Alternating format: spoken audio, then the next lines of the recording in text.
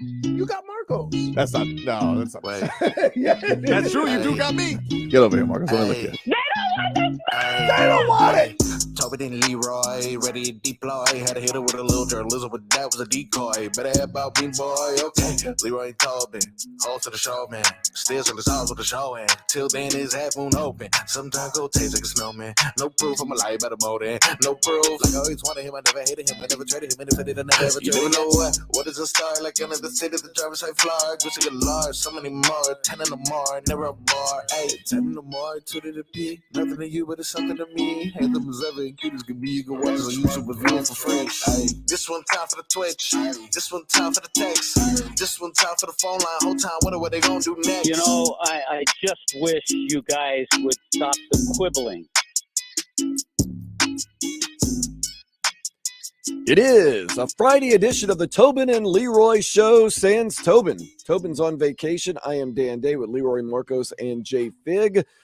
Leroy, I need you to fill me in on some things because I have been on a vacation. Well, dude, that wasn't a vacation. Well, no, first of all, last night I was at Duffy's, and you joined me on Duffy's on Thursday. Last thing I remember was me and my friend Jerry. He's a listener. He's probably listening right now. We took some shots of Jameson. And then I went to the country. I didn't go to the country. I went to the country. You know the difference, right, Leroy? Yep. Country, Wiki Watchy, Florida. Nothing but Sizzlers and Motel 6s. Dude. Has Motel 6 always been that bad? It's nothing but meth heads and racists. No. And truck stops. Oh, there's truck stops. Oh, yeah. Yeah, the truck stop is the Motel 6. You keep the light on. You got to keep the light on so that the rats don't feel comfortable.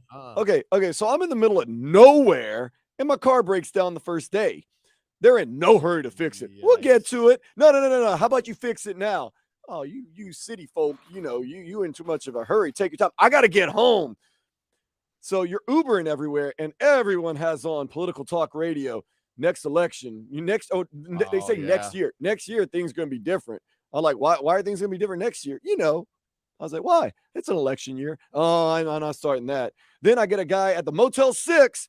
Okay, I'm pushing away the meth heads and the crackheads. Like, can you leave me alone? Oh, man. A guy comes up, oh, you're from Miami, huh? Yeah. He goes, I had to get out of there. It's too much like little Haiti, except it's all Haiti. I said, you know what? How about you just check me in? I ain't dealing with this no more, man. Wait, he picked the wrong country, too. Yeah, Central Florida. Yeah.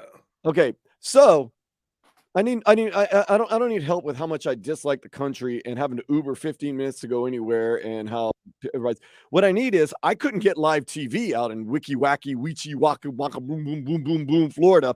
I couldn't watch the Heat. I couldn't watch the Panthers. What? Anyway, fill me in. I saw the Heat scored 14 points in the whole game and to end the season. Did they just give up? What happened in that game? I got to tell you, it was one of those things where it was both a blessing and a curse. I mean, and I'll say this. The Heat did everything they could to muck that game up. And that's what they needed to do. They didn't want it to be a track meet. They didn't want all those three-pointers start falling. They didn't want so they mucked up the game. However, they then couldn't shoot. And so it looked worse, even though that was the best opportunity for the Heat to win. And you can also say that, congrats to Denver, because if you look at the run that they had in the playoffs, they won games a number of different ways. And that's kind of what a champion does. Mm-hmm. Right? And so kudos to them that you mucked up the game and they never even panicked. Right? They were still able to play that style. We playing street ball, and Denver played it well. They rolled in the mud. They half-court offensed it, put the ball in Joker's hands. So it was like you were glad that the Heat got the type of game they wanted. However, Denver was also better at that. Yeah, and we talked about this, Leroy. We said, man, Michael Malone, and he's doing everything right. Everyone else kind of discounted the Heat, kind of took him for granted. Michael Malone came out, this is the fight of our lives. He started saying all that, and Tobin was like, I don't like his attitude. I'm like, you probably shouldn't, because he's kind of taking Miami very seriously, and it's not good. Right. Well, Well, didn't like his attitude, Dan. He well, was too confident. guess what? Everything also works when you got all them good players. Yeah, when you got like guess what? The triangle offense wouldn't work worth a damn if it was in Orlando. Yeah, Michael Jordan, Scottie Pippen. right. Look at what we're talking about. The triangle offense was run by Michael Jordan, Scottie Pippen, Tony Kukoc. Yeah, you got Tony right? Kukoc. Right. Yeah. Like, let's not. So there's a lot of that. You could say the same thing in places like New England. You could say that in Green Bay. Every coach that they've had have had success because you had Aaron Rodgers. Let's see how they do now, right? There's a lot of situations. You could always have the argument: is it the players or the coach? I think it's a little bit of both. But players. But it helps. Once you tell them what to do, the players are on the floor, on the court, on the field, whatever. I always say this: you give me a bunch of Leroy Hoards against a bunch of fifth graders, I can be the greatest coach of all time if I have nothing but Leroy Hoards versus fifth graders. You're an NFL player, right? But that's the gist of it. And Spo did a tremendous job of getting the most out of the players that he had. But at the end of the day, it came down to those players performing on the court and making shots, defending, or what have you. I want to ask you this too. I thought Michael Malone was as good as Spo in the finals as a coach. I thought Spo outcoached everyone up until that point. And then I think at that point, Spo and Michael Malone kind of match each other. Michael Malone made some good calls in that series. What he did was, and here's the thing, let's go back to my point. He had the Joker, right? Easy. So whether you put the Joker in the post, top of the key, on the wing, you still got Joker. And that team kind of went that way because he could move Joker around and he had the athletic ability or the basketball, acumen to do whatever you needed him to do. Every coach, with all the great players they have, every coach doesn't have that guy. He is a once-in-a-lifetime player. Yeah, for a big to be able to do the things that he does at 7'1". To be honest, he's the best passer in the league, and he's 7'1". Right, and so imagine that. Who are you going to defend that with? And guess what? If you put him on top of the key and try to put a big out there, now you got two other bigs going to the rim, running alley oops, bounce passes that he's assisting. So I would argue the best person to guard him is Anthony Davis, and that didn't even work. Well, the team that gave him the most problems were the Suns.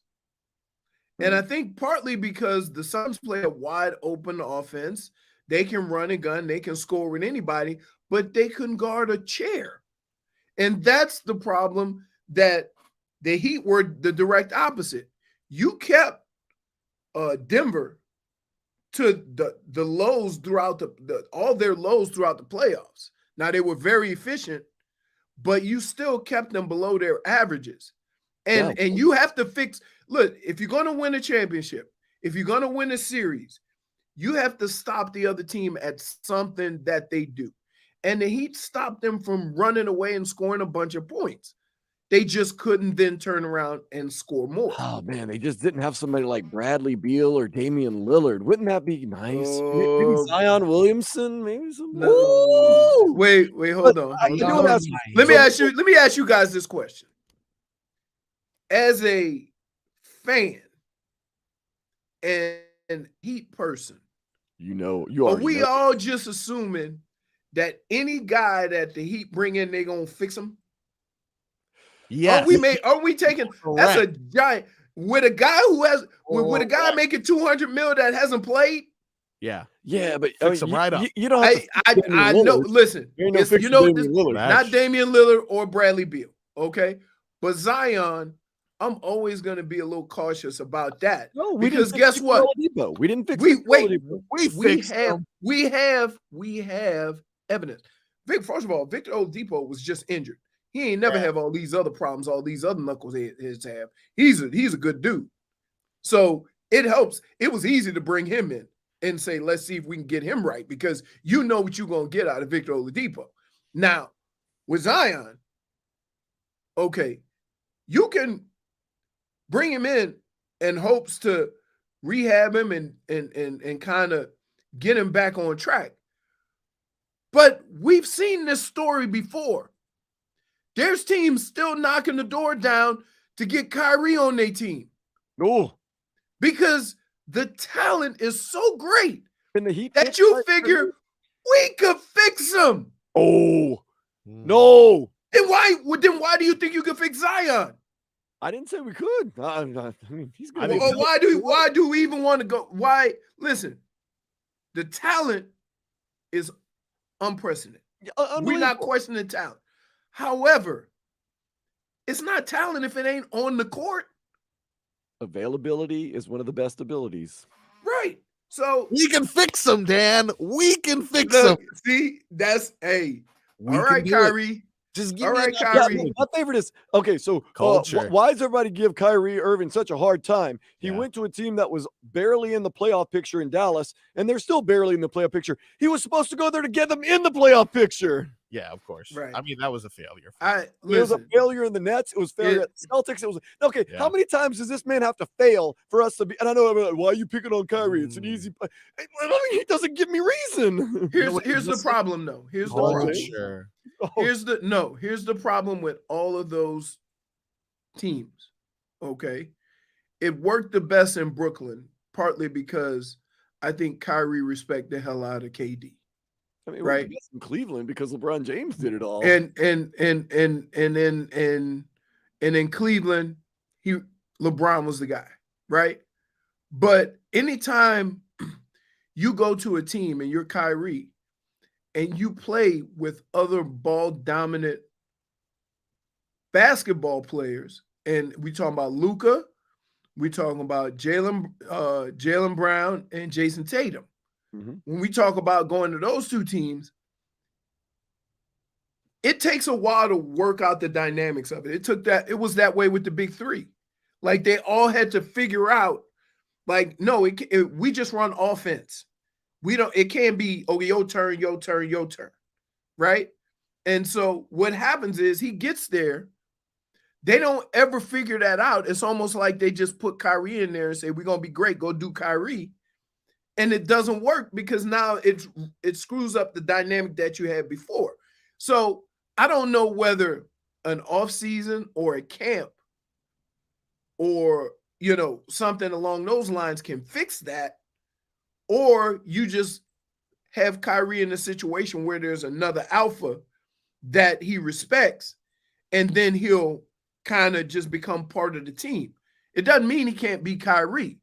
It just means that he has to be Kyrie within the confines of an offense, of a set. And a lot of times when Kyrie gets to your team, it's Kyrie being Kyrie and everybody else is watching. You can't win like that. One thing the Heat need is more scoring.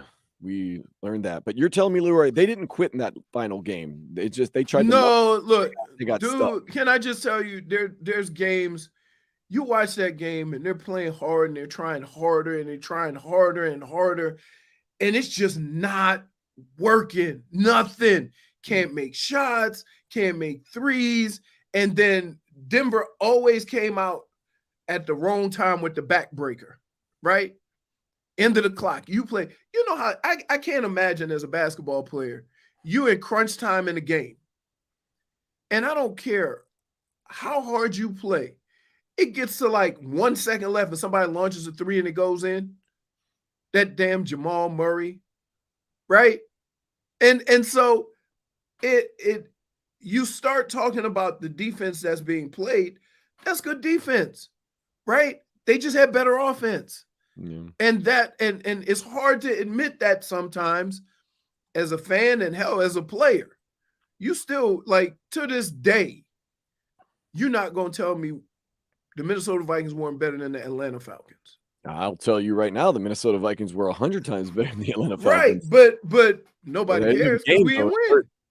Nobody remember cares we didn't watching that win. game. Like, I watched that game and was like, what is happening right now? right. I couldn't believe Don't it. worry. I was in that game and we're You all were like, in- I what the hell watched is you. happening? So there, I'm not upset that they lost. I'm not even upset how they lost. Because at the end of the day, if you put your best foot forward, meaning that you're doing all the things that you want to happen, and you still can't win, that just means the other team was better. Yeah. And I'm just gonna tip my hat to Denver and call it a day. So I'm going to ask you on the other side, once again, in the middle of nowhere, Netflix barely worked, much less no live TV. What happened with the Panthers in that final game? They just ran out of bullets? No, dude. It was bad. All the things that the Panthers did the first 3 series and what they did to get into the playoffs. Vegas had an answer for that. And I don't understand. Their answer was breaking Matthew Kachuk's sternum. That was the answer. Broken sternum. Well, keep in mind, he did send was it Eichel? Yeah, he sent Eichel off the sideline with the Caesar salad. He also punched a dude in the Legal. face when his hands were held back in the first game. too. Legal. Not the punch in the face. So I just think it wasn't a matter of them necessarily running out of gas. I mean, you look at the case with Vegas, all that action in front of the goal. Yeah. Vegas seemed like they had 17 people in front of the net at all times. See, And I'm like, why can't none go? Not to mention this damn goalie who's just throwing sticks and legs and pads and blocking everything. Like you get into a funk where those plays were normally resulting in goals and they weren't.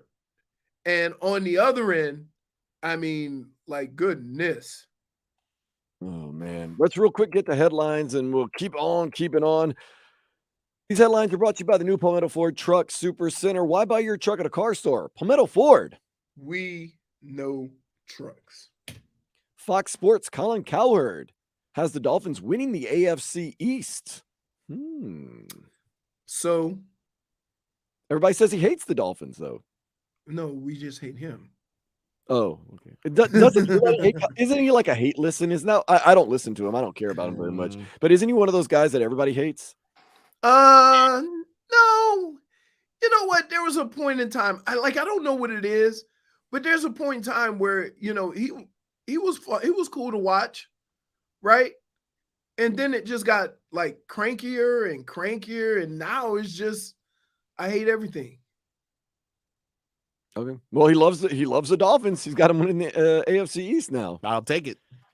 Oh, you don't care? Everybody, yeah, I don't care if I hated him. Anyone our that's guy now? yeah, for sure. That's the same way I feel about Kendrick Perkins every year. He's fake, he flips, but every time he talks about the Heat, I'm like, that's right. Perkins. With Louis Riddick. Louis Riddick has the Dolphins going to the Super Bowl. He's my perfect. guy. Yeah, that's my dude. There's only one person who I played with Riddick. Yes. I played with Riddick. Well, Was he what good? type of critique would you give him? Because he's really hard on everybody. I'm sure he wasn't that good. I mean, that's why he only played 5 years. Yee. Special pretty teams. good. That's good though. Special teams. Oh, okay, Ooh. okay. Ooh. So he's crazy, is what you're saying. No, I mean, that's what you had to do to keep your job. Yeah. If you wasn't a starter or a fifth DB, all them extra DBs played special teams. That's the nature of the sport. Well, look, Dolphins to the Super Bowl, then he's my guy. Here we go. Speaking of our guys, following a 4-1 victory over the Mariners the other day, the Marlins look for another win against the Nationals today at 7 in Washington, D.C. Yeah. So strange. We mentioned it, from Seattle to Washington, D.C. What a horrible scheduling thing. Tough. Right. We could have picked up a couple of games on the way. From the Washington to Washington special. That's so stupid. Leroy, give me some insight. Ricky Fowler, Xander Schofel. They shot a- Shoffley. Is it Shoffley? Shoffley. I got the leaderboard. You want the leaderboard? 62. Record 62. First of all, Early. nobody's ever shot 62 in the US Open, and they both did it. Some would say they lit it up, but there's still only Shoffley goes, it's only Thursday. Shut up. Right. It's only like 25, 30 guys under par. And once you get, there's 2 8s. Wyndham Clark and Dustin Johnson are at 6 under. Brian Harmon, Rory McIlroy are at 5 under.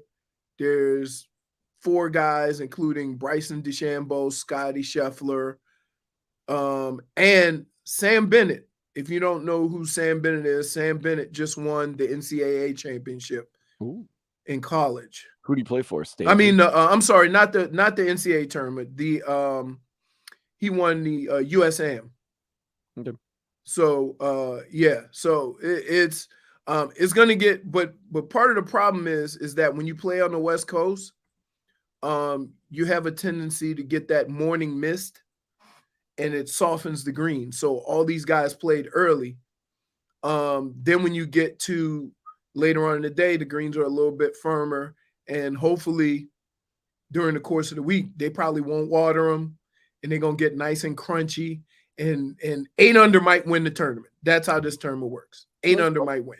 Brought to you by Edwin Watts Golf Shops, home of the 90-day, 100% satisfaction guarantee, serving golfers around the country since 1968. One more thing of note, the United States men's national team, we own rival Mexico, winning 3-0 yesterday. Boom. Christian Pulisic gets a brace, 2 goals, and they also had to end the game because there were some racist comments coming from the crowd, which shows that Mexico has no class. I know I'm a U.S. men's national. Mexico? Yeah. Wait, what race they were? What could they be yelling? What? Okay, I don't even want to I don't want to know, but we've owned them. We haven't lost to them in like 2 years. It's a rivalry. They're lashing out. The U.S. men's national team, they're on the up and up. We're going to win the World Cup in a couple of years right here in Miami. It's all good. Oh. But, I mean, Mexico, show some class. Come on. I mean, you already got your, hand. You know, 3-0.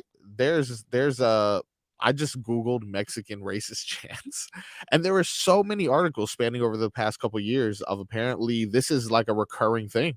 Yeah, soccer's tough. That even FIFA is investigating their chants. There's so many different outlets that are wow. We have Google Translate. We have Google Translate Mexico. You can't pull one over on us. Yeah, nice try, but damn, this is all the way back. I'm seeing all the way back from like 2018, even 2014. Even. They got some problems. Speaking of problems, next we're gonna get into a guy that has a lot of problems. You said next 5 times, and we've never gone to break. We're going to break right now. Next, problems. Miami, 560 WQAM.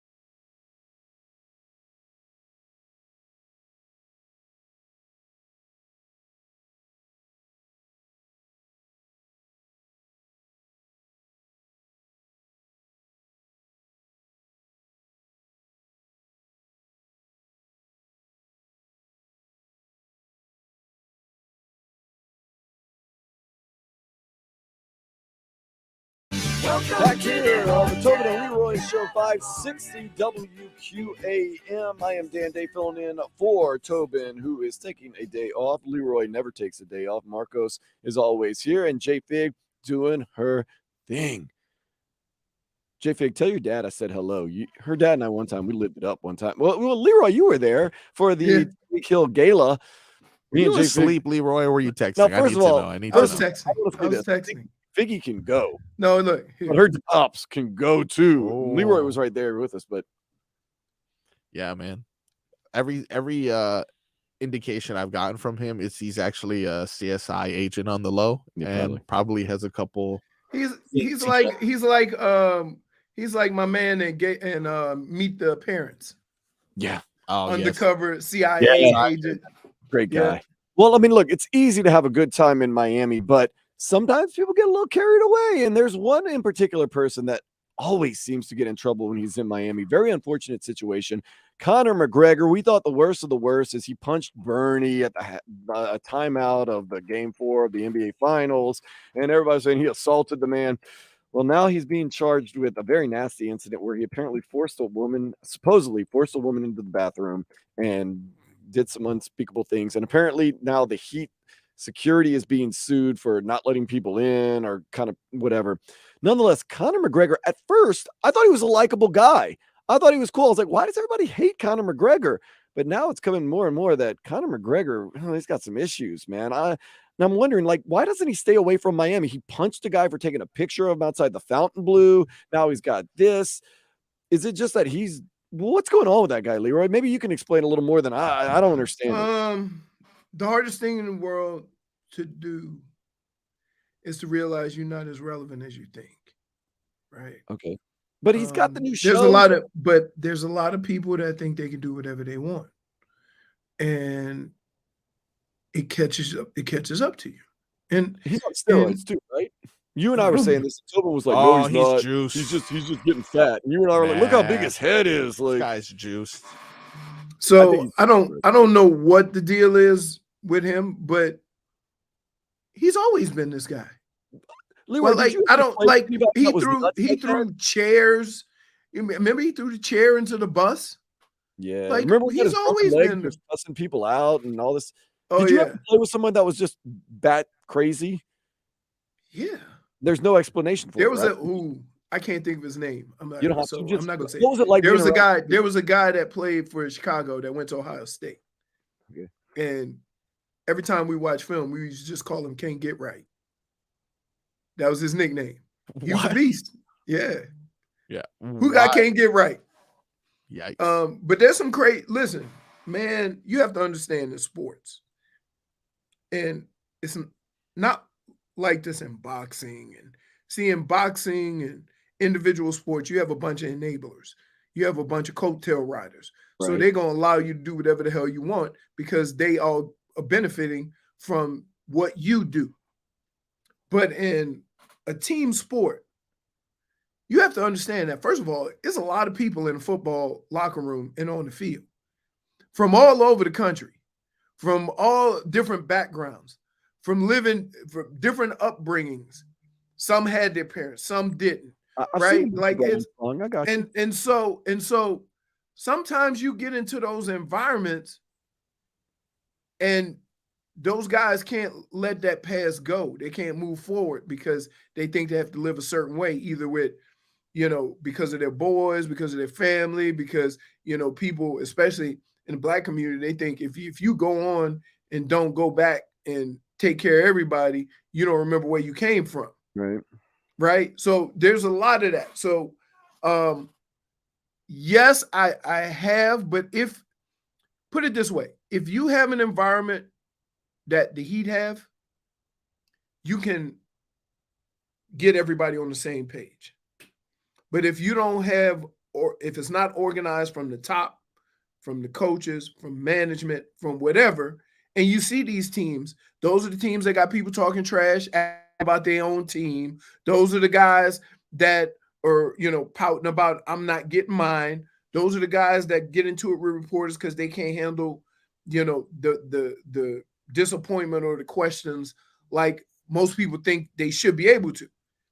And it's hard seeing that, in sports, because it's not as easy as people think for guys to just go on and get right. Now take it to Conor McGregor. He been fighting his whole life. Yeah.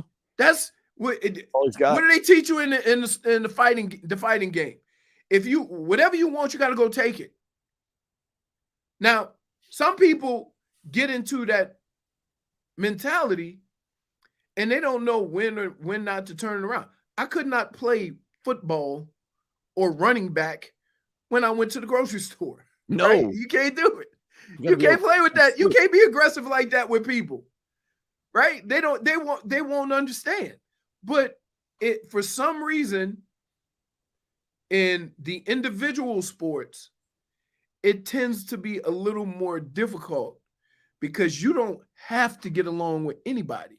And in fact, the guys and the people that are keeping you from getting what you want are talking the same trash as you.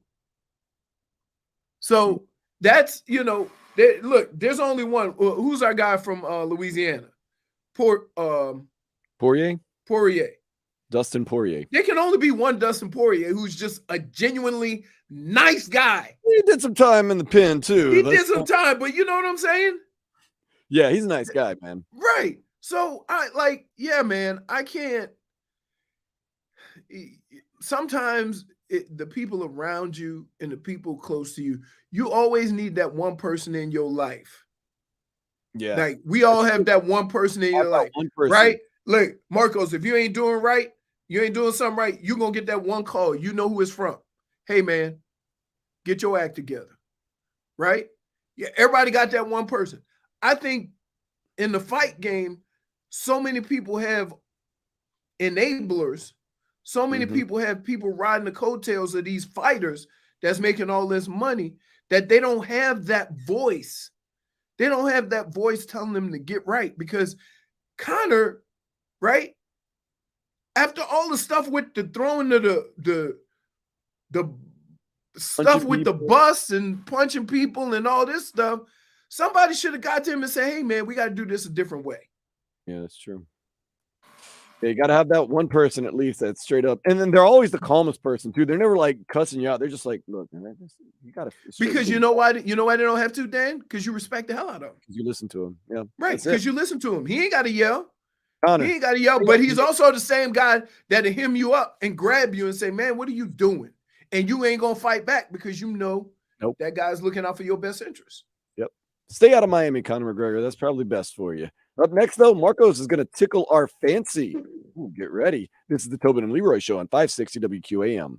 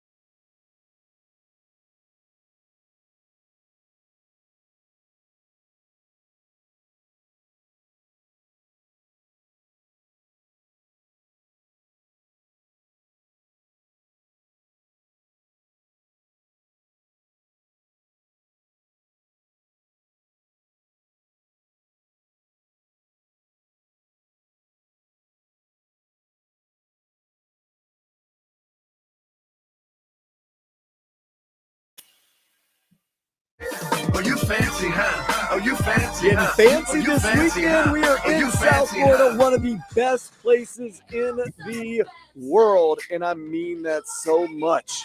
Leroy, I spent the past couple days with no car in the middle of nowhere, Central Florida, and I'm going to tell you, there ain't no better place to be than right here in Miami, South Florida. Whew. I do not like the country. I don't like the country, and I don't like the country at all, Leroy. Well, I don't as like a the people. kid, I don't like. as a kid growing up, We grew up in the country. no, We grew up in the country. my dad was from Hattiesburg, Mississippi. Oh, I've had some good times. So anytime we had to go see family, we went to the country. That's some country. And I'm talking about Marcos. I'm not talking about the pretty country. No. where you go. I'm talking about the country where they got skinned animals on the porch when you drive up. Yeah, nah, I'm good off that actually. Never been. I'm talking. Oh, I'm talking country where the first thing they say is y'all hungry? We got squirrel stew. Okay. Yep, Almost had done it. that. Right? Big Lynn's from Cottonport, Louisiana. That is a Voiles Parish, Leroy, if you know where Yep. that is. Wow. Whew. Okay, I mean, so we got a lot going on in South Florida. Marcos is going to tickle our fancy because we got a lot of options, which I did not have the past couple of days. Yeah. Marcos, tickle our fancy. Leroy, we're going to tell, and Figgy, I know Figgy, you love South Florida. You can let us know too if you enjoy all the great things that South Florida has to offer. But Marcos, we're going to let you know whether what you tell us is going to tickle our fancy this weekend or not. All right. So obviously, there's not too many sports for us to go. Still a lot to do here in South Florida. So I'm going to go ahead and tell you all the things around the city for the weekend, whether or not it tickles your fancy. You let me know. You guys ready for number one? Yes, sir. Let's start off with the sports that is happening. Marlins versus Nationals, Saturday at 4:05 p.m. and Sunday at 1:35 p.m. Start with Leroy. Does that tickle your fancy, sir? It does. I'll watch tonight. My fancy is tickled. Ooh. I'll watch tonight's game. Now, I will say this. I don't do the 2 TV thing. Nah, I got Too it. much. I go back and forth. And the golf this weekend is at night. So I'll be going back and forth. Right? The golf didn't end until like 11 o'clock last night because on the West Coast. Love it. Yikes. So it's cool that I can watch 2 things. I can go back and forth because golf. Listen, you ain't got to pay attention. I ain't go sit here and say it was highly intense TV watching, right? In fact, if I want to take a nap, I turn on some golf, and I like golf. But I don't know why the guys in the booth are whispering. They can't hear you. Yeah, it is strange. It is a strange call. Hey. I do wish there was more energy. I'd probably be watching if there was more energy. Yeah, it looks like it's going to move slightly to his left. Oh, he pulled it. Yeah. Hey, I ain't gonna lie. Hey. Oh, it's looking like it's going kind of low. Hey, and I'm like this. So look for everybody who say watching golf puts you to sleep. Me too. So, but I like watching it. And so I watch that. I watch some baseball. All right. And so I would say my fancy is tickled, but it's my baseball is gonna be my side chick this weekend. Ooh, Gotcha. So I do want to ask you this, also Leroy, though. Speaking of something that might not put you to sleep, tonight I'm going to an indie rock dance party at Gramps in Wynwood. I got an extra ticket. You want to come? Ooh, does that tickle your fancy, Leroy? No, first of all, Fancy, not tickled. I'm not going to no club named Gramps. Oh no, it's fun. I promise. They got good pizza. They do. I could buy you like they get great Wait a pizza. minute, It costs Marcos. $70 to buy the pizza, but I'll buy you one. I got you Wait a a minute. $70 You say I'm drink. going to a club, and Marco says they got good pizza. I know. Listen, I go to Tootsie's for That's the like saying I'm going to strip club. I tell you what, they chicken wings are on fire. They're delicious. Tootsie's sweet Thai chili wings are to die for. Okay, so you're not coming to the indie dance party at Gramps. No, I got the pizza. I got you an $18 drink. No. Okay, no. Well, what else you got, Marcos? Tickle my fancy. Do All something. right, so we already know he's going to be watching Marlins versus the Nationals. I'm going to be watching. and That's my girl. The U.S. Open is on there as well. Now, for some reason, you're not interested in doing any of these things and you want to, maybe take a weekend with the family at the Frost Museum. Ooh. They have the Mummies of the World exhibition. Now, that is the largest touring collection of mummies ever assembled. Leroy, does the Mummy of the World collection at Dan, Frost Museum? I don't know if you remember this. Oh, I do. No, the lines were long as hell. Remember when King Tut came to New The Orleans? lines were long. Hey, Big Lynn had us in line for days. What? Dude, You didn't have to finish. I knew what you were saying.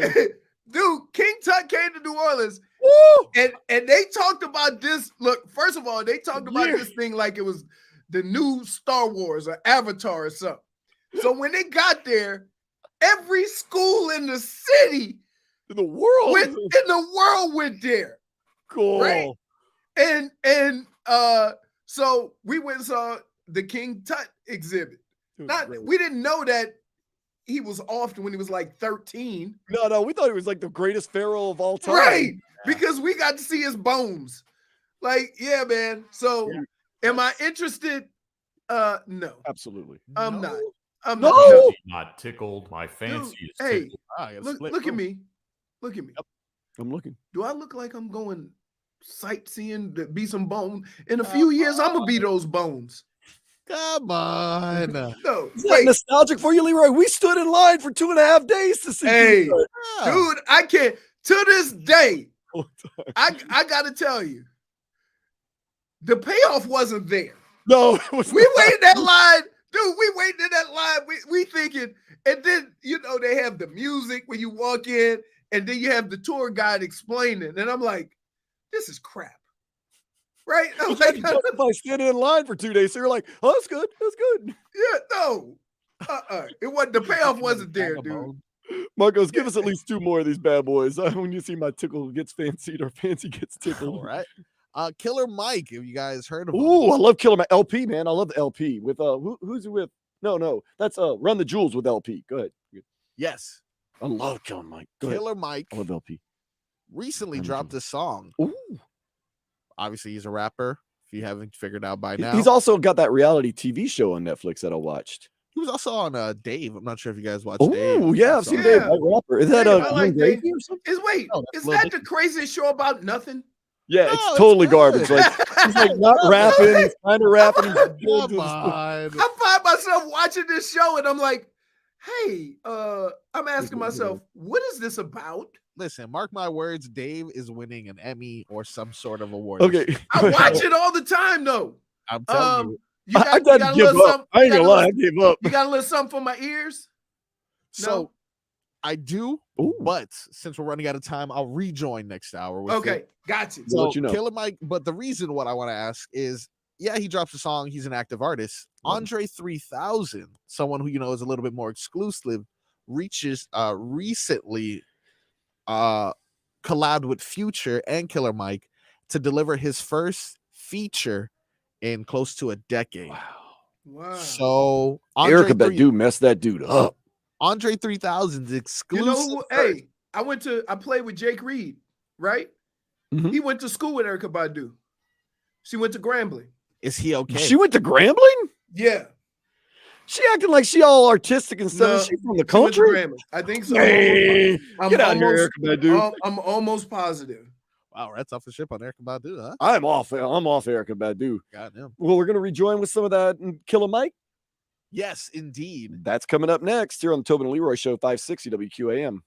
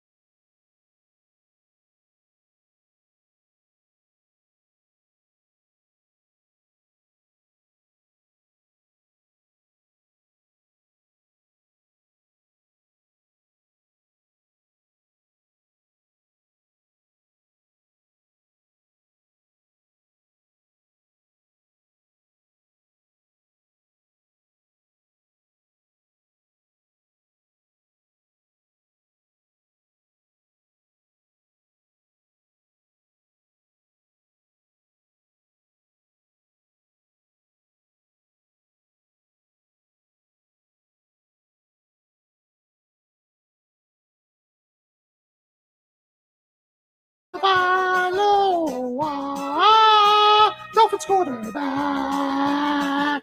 Daddy loves you guys. Hour Tua with Tobin and Leroy. Check the history of Hour Tua the program. Sorry. We have breaking news. Yes, we do. It is not that Mike Dunleavy Jr.'s bum ass has agreed to become the Warriors' next general manager. Oh, that's what I was going to report. Oh, that actually. was what you were going to Yeah, report. that's what I was going to say. It's not that Leroy has decided to come with me to Indie Rock Dance Night at Yes. Gramps in Wynwood and eat a Which he did $70 not. pizza. Delicious. Is the pizza not- $70? No, Man. a full pizza. It's expensive. Oh, I haven't had Let's a full- estimate. Jay Fig can weigh in because Jay Fig's into the indie rock culture too. I would say the pizza there, if you get a full pizza and you Yeah. get like 2 toppings, would cost you $43. Yeah, $45, $50. That's what I'm thinking. What? Delicious. You in, Leroy? Really good. I got No. you. Beer and a shot too. Beer and a shot's not that bad. It's only like Super good. $8 or $9. Yes. But enough of the pizza. No, let's get to the Shams bomb. Marcos, what's Yes. what's going? What's breaking? This is, you know what? I'm gonna actually credit our Twitch and our YouTube chat for constantly updating us with these stories. As you know, we have been monitoring Ja Morant's situation with the NBA, and Chapo Finesse from our YouTube chat reports, as well as Adrian Wojnarowski and Shams, whatever you want to call him. Shams is a good-looking guy. I saw him on TV. He the actually other is day. very I was handsome. impressed. Now, Adrian Surprisingly. Wojnarowski. Oh, I'm looking at him right now. Not a Not so looker. good looking. Not a so looker. But Yeah. the breaking news there is Ja Morant. This Bum. is a tweet from Shams. He says Bum. the NBA is suspending Grizzlies star Ja Morant for 25 games. And yeah, Woj reports the same thing. 25 games. Oh, that's less than what I thought. That's not. Yeah, Yeah. I was gonna say that's not coming down on appeal. that's I actually. thought kinda I light. thought it was going to be Half the half season. the season. Yeah, half the that's what I season. thought. That's what I thought. But The again, NBA doesn't like again, you disrespecting them. here's the problem though. What did he do wrong? Yeah, he technically didn't break any laws. But here's He embarrassed here's what the here's kid. what was Right. explained to me. Disrespect. He had this conversation with the commissioner and the Memphis Grizzlies, and they got a kind of how things are going to play out and what he needed to do. He did not do that. That's why he's getting suspended, even though it's not illegal. First of all, they want him to stay away from the seedy characters. You are, He's riding in the car with his guy, man. Like I mean, and his guy. Keep in mind, his guy actually tried to help him by pulling the camera to his shoulder and hiding his face. the guy. Why is the guy videotaping? It was live too. That was the problem. Right. Mm. So it's his own fault for putting himself in that situation, even though, like, of things that you know, and there's some other stuff in there too. Keep in mind, there's some other stuff with the teenager or what have you Oh yeah, he That- slapped that kid. that we don't pretty cool. really know about. So it's a pattern that would lead the NBA to think we got to take more drastic measure to get him in line or to get him, you know, where he needs to be, because up until this point, the things that we have done have not done that. True. And that's why he's being suspended that much. So, and that's how you could get suspended, even though you may not do anything legally wrong. Yeah, and I'm saying this, Leroy. I'm thinking it's coming to 25 games for a multitude of reasons. Number one, they don't like being disrespected. Number two, he made this public statement, I've changed, I'm a better man, and then he did this. But number three, it's a star-driven league, and they're like, half a season, that's a lot to keep one of our biggest Well, names out. You're also limited. Okay. You're also limited by the collective bargaining agreement. That's And true. that's and that's the thing that people don't understand, because, you know, what do we always say? How can a heinous crime of this nature only get a suspension of this amount?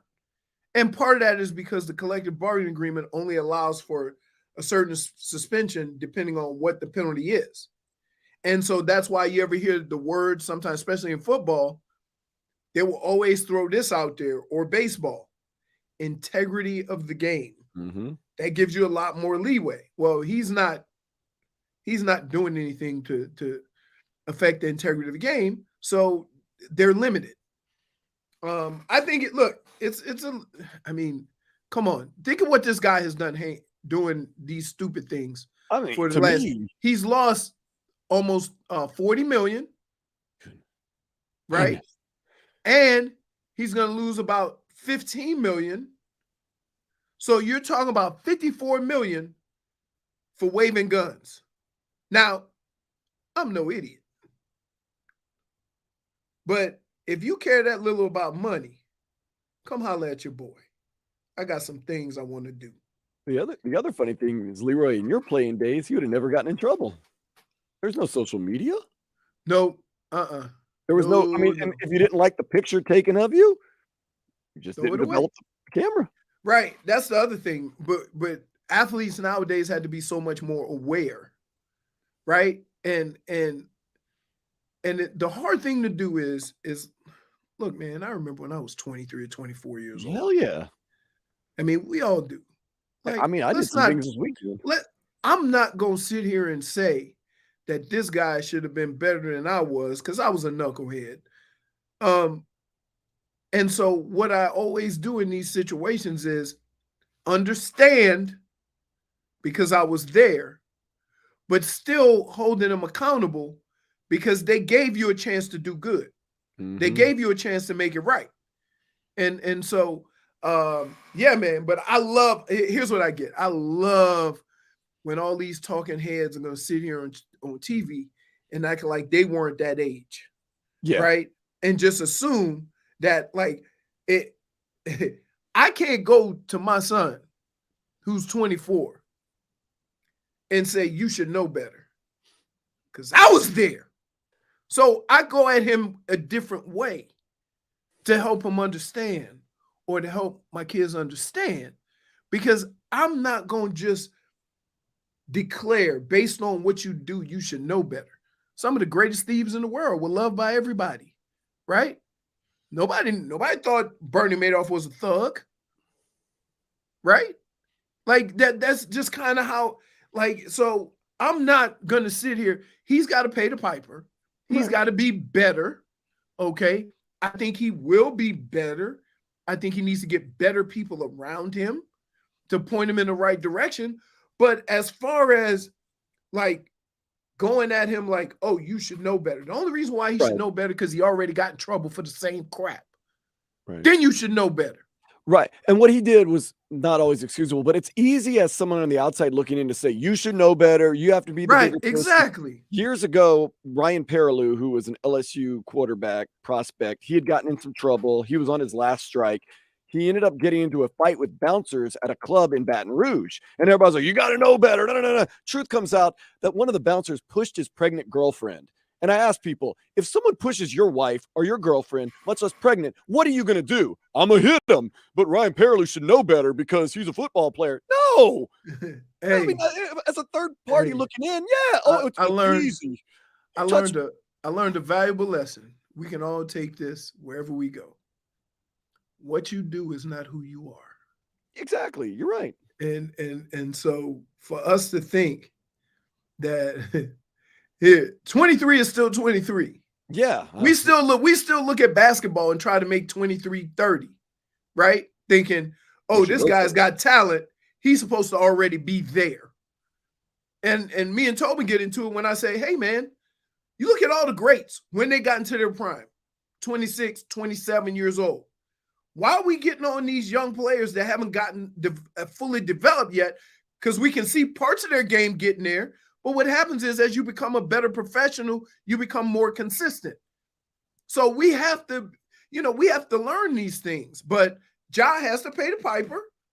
Then they're like, let's not, me sitting here having these conversations don't mean that he don't have what's coming to him. Because he had an opportunity to do the right thing when they caught him the first time in a similar situation. And they kind of went at him nice because everybody likes Ja, right? And he went out and did the same stuff. So, no, the NBA, the Memphis Grizzlies, they have to do the stuff that kind of gets that message across. And 54 million would send that message loud and clear. But let me ask you, here's the kicker. $54 million is a lot of money. But if you had no money and you got $50 million in the bank, you might not be thinking about that like that. But this is the other story. We've talked about this today. The story of the day is you got to have that guy or that girl that keeps you straight. Maybe that $54 million doesn't affect Ja, but maybe the hangers on see, wait a second, I'm not going to be making that much money. Maybe I need to get him on the right track. Maybe that's a message that's being sent. Wait, if the hangers on thought like that, they would have said, Ja, put the gun down. We're going to lose money. We're going to lose money. See, this is what I hate. If somebody is your friend, they know what the situation is. That's true. Don't bring John on a trip. How can you tell a guy he's your friend, right? And that's my guy, and I'm going to ride or die with him, but he ain't keeping you out of harm's way. Because if you do well, we all do well. Yeah, that's what I don't get. That's what I don't understand. That it's not, listen, Ja's wrong for what he did. Don't call somebody your friend that's allowing you to be in that situation. That's true. That ain't your friend, because he don't care if you make it or not. Because I'm telling you, if my friend was acting crazy like that, I'm like, look here. You about to lose $50 million, dude. Whew. I don't know about you, but I got 2 nickels in my pocket. Mm-hmm. We could all use that $50 million. Let's get right. Let's act right. That's true. Right. Like, you see what I'm saying? But my friends and the people I call friends are not like his friends. Mm-mm. Right? Because look, hey, man, no more trips if you act a fool. You better get right. You need me to move up there and keep everybody out of your way? Like, yeah. It's crazy. It's some headlines real quick. They're brought to you by the new Palmetto Ford Truck Super Center. Why buy your truck at a car store? Palmetto Ford. We know trucks. Elijah Lofton has committed to the U for the 2024 class. The tight end played collegiately at, not collegiately, prep football at Las Vegas's Bishop Gorman. Oh, that's a big one right there. No, man. The University of Miami is tight end U. Heard it here first. There it is. Hey, so question. Did he sign the papers? No, just verbal. Oh, get the hell. Where did you verbally commit, Leroy? Yeah. I didn't. Oh, you didn't?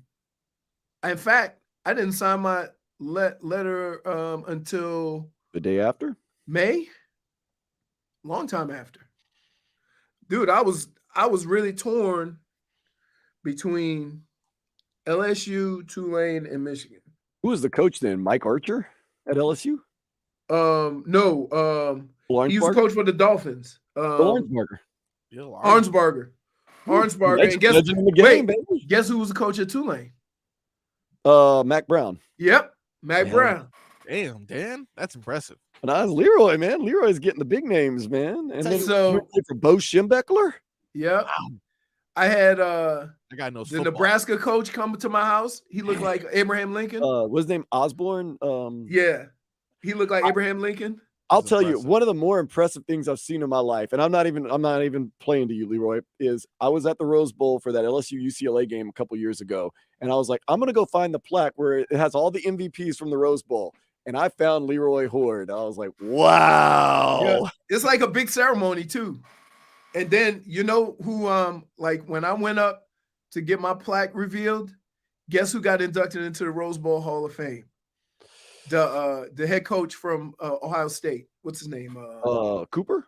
No. The old one. Yeah. Why I can't forget his name. I forgot his name. That was crazy. And I had no service. And I walked around till I got service. And I text you a picture. And I was like, it's real. Like, you can't just talk about it. You have evidence now that you were a Rose Bowl MVP. Pretty much. Every time somebody goes out there, they take pictures.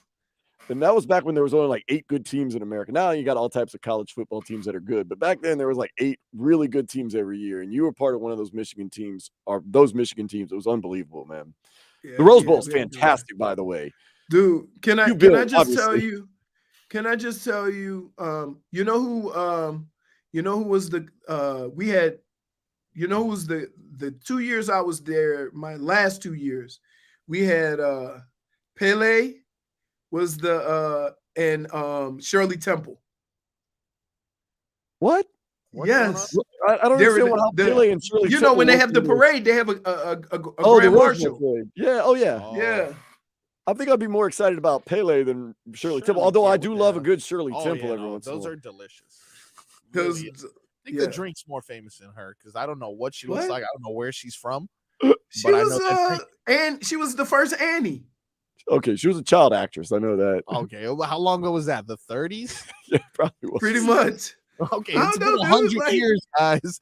The red Sprite is why everybody knows her. Real quick, I don't need an explanation. Greatest soccer player of all time. Is it Pele, Messi, Diego Maradona, or somebody else? Let me know. Landon Donovan, I would say USA. I would baby. say Pele because all those other guys were chasing him. So you got more of the other stars because of him. Clint Dempsey. Right? Christian Pulisic, he scored 2 goals last There night. you go. What have you done for me lately, Messi? Up next, we're going to do a little spelling bee. Get your noodle going. J-Fig, I'm waiting for you to spell some things correctly because I'm not the best speller. That is next here on the Tobin and Leroy Show, 560 WQAM.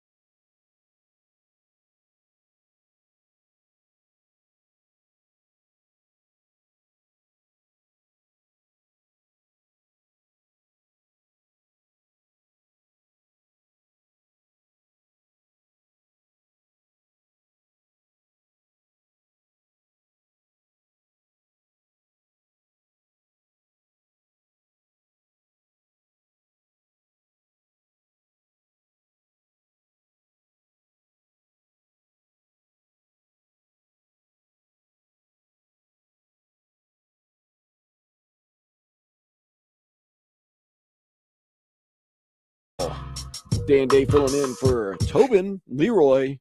He's Leroy. Marcos is here. J-Fig making it happen behind the scenes. Always much, much love. Appreciate everybody checking in on the YouTube Live, the Twitch, 560 WQAM, and of course on the Odyssey app around the world. Heat Cult saying he is all with you, Leroy, with that Pele back in the Cosmos days. Oh, man. Representing for the greatest soccer player of all time. Oh, hold up. Do people not realize how big Pele was? Pele he came to play for sport. it. Right. That's what I'm saying. Like there's only one guy. He was what Jordan was to basketball. Yeah, but Marcos, tell us, the most pretty man in maybe all of sports, but in soccer definitely was or is Cristiano Ronaldo. Yeah, no argument on that. Handsome, dude. No argument on that. Handsome. That guy. RVA Richie, Kareem Benzema. Yeah. He signed that big deal. He's going to Saudi Arabia. Good for him. He's a sellout. He couldn't play for the French national team when we needed him, but then he was injured. And then a week later, he's scoring goals for. Wow. You know, I'm not a Real Madrid fan. Yeah. Benzema. Dead to you? Not dead to me, but could have used him in that final against Argentina when everybody was sick and Mbappe had to carry everybody on his shoulders, get a hat trick. Damn, that's right. I do remember that, actually. Mbappe. That guy's on the way to becoming the next Pele, in my opinion. I mean, Mbappe, he's the best player in the world right now. Come at me and say, oh, no, it's still Messi. Messi's not the best player in the world. It's Landon Donovan.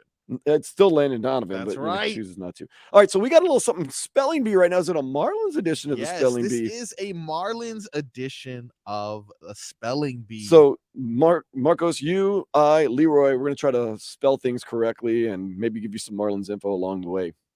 Indeed. So, as you know, it is the off season for our local teams, the Miami Heat, Florida Panthers, Hurricanes, Miami Dolphins. Seems like Inter Miami's on the off season too. They haven't won in forever. Sure. Also, their schedule's weird, dude. Like sometimes it's like, they're in the U.S. Open Cup. They're all about that. They're winning. They're beating up on Birmingham and Charleston, and maybe they'll beat Nashville in U.S. Open Cup. And when they play Nashville in MLS, they get their handed to them. But yeah, so it's off season for most teams except for the Marlins.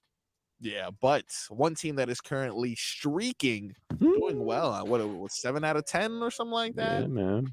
The Miami Marlins. And you get the Nationals too. So absolutely. I think this is a perfect time for us to get the crowd that just is getting off of this high from the Panthers and the Canes even and the Heat. Let's get them familiar with the team. We're going to compete in a good old-fashioned spelling bee. Let's go. Leroy. Yes. Why is the quiet storm playing in the background, Leroy? Because it's a quiet storm going on right now. Let's go. There's a quiet storm going on. I'm going to start with you, Leroy. This one's going to be for 100 points. Ooh. Jesus Luzardo. Let me get the last name. Oh, man. Spell it out. Just spell it out. Lazard. Oh, I'm so sorry, dude. I'm so sorry. What? It's Luzardo. See, that's why we got to get the fans familiar with the roster. Luzardo. You got Jesus, though, right? Yeah. Let me get Jesus. Jesus. All right, perfect. We know you know how to spell it. Hey, wait. Hold on. Yes, sir. It's Luzardo. Luzardo. It's Luzardo. Yeah, L-U. But not Luzardo, like the gringos say it. Yeah, that's how gringos say it. And that's why we can't spell it. Oh, that's why. All right. You said Luzardo. No problem. I got another one for you a little bit later. Dan Day for 100 points. Here we go. You ready for this? Edwin Cabrera. Last name Cabrera. Let's get it. Let me start. Edwin Cabara. That is correct. That is 100 points. You're looking at the computer. I'm not. Yeah, stop cheating. Also, I said Edwin. It's Edward, but you spelled Edwin correct. So you get a. I thought it was Edwin Carnacion. No, that's tough. Edward. All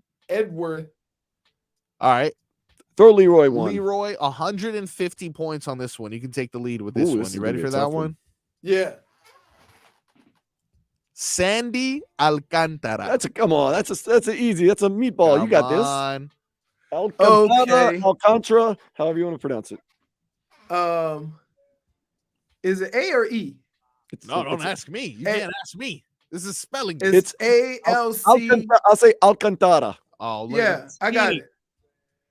Go It's ALCANTARA. There you go. Leroy. Got coming it. in strong with 150 points. Nice. Man, he's got 50 points on you, dude. Oh man. How do you feel? Do you feel I pretty much got all these names down.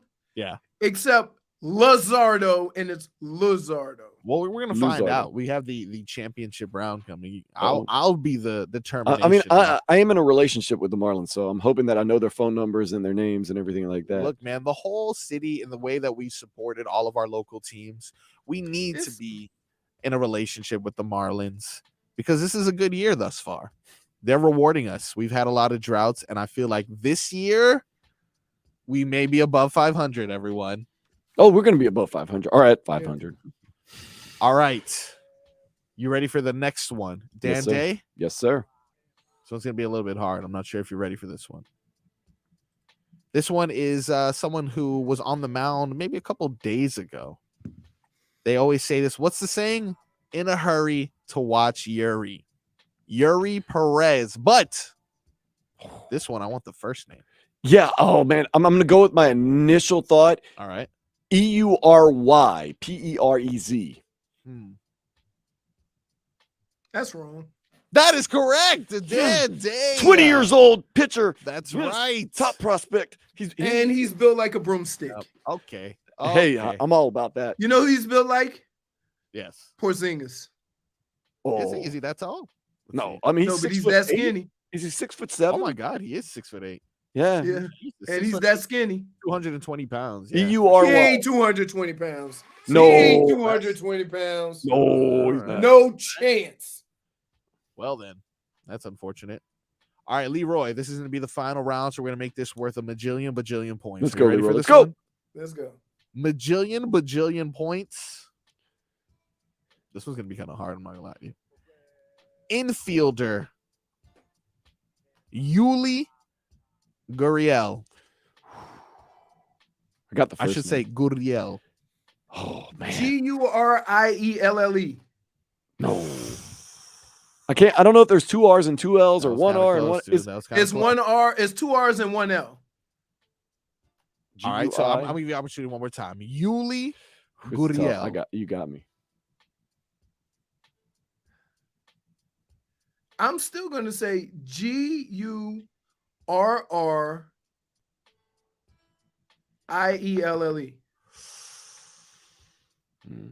Gurriel. That's No where, E. that's where That's it ends. American. Damn. What That's about American. what about Skip Schumacher? It's Oh, that one's SHUMACHER. Let's see.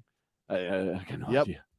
That is SC. Hey, by the way, Schumacher. Dan Day. AER. Hey, Yeah. they just brought to my attention Yeah, I misspelled. you spelled Cabrera wrong. I know I did. Did you? Yeah. Yes. Those Dead Jameson. to me. Those Jameson shots got me a little bit last night. Minus 300 points, Dan Day. But luckily for you, this next one is going to be worth 301 points. So you can earn back all your points with this one. Let's go. I'm not gonna get it. Although I did get Yuri. Yeah, but apparently you're out here messing other things up, and I'm the one who's Hey, that's a -1 for me. Remember to give myself a -1 later. don't be so hard on yourself. Let's go. Thank you, sir. I appreciate it. The final name. Victor Wembanyama. I got him. WEMBANYAMA. Go, come at me, guys. Come at me. That one is It's in front of me right now. that one is rough. For 100. Giannis Antetokounmpo. Yo, an NBA spelling bee would be crazy. Yeah. Stay tuned for next week.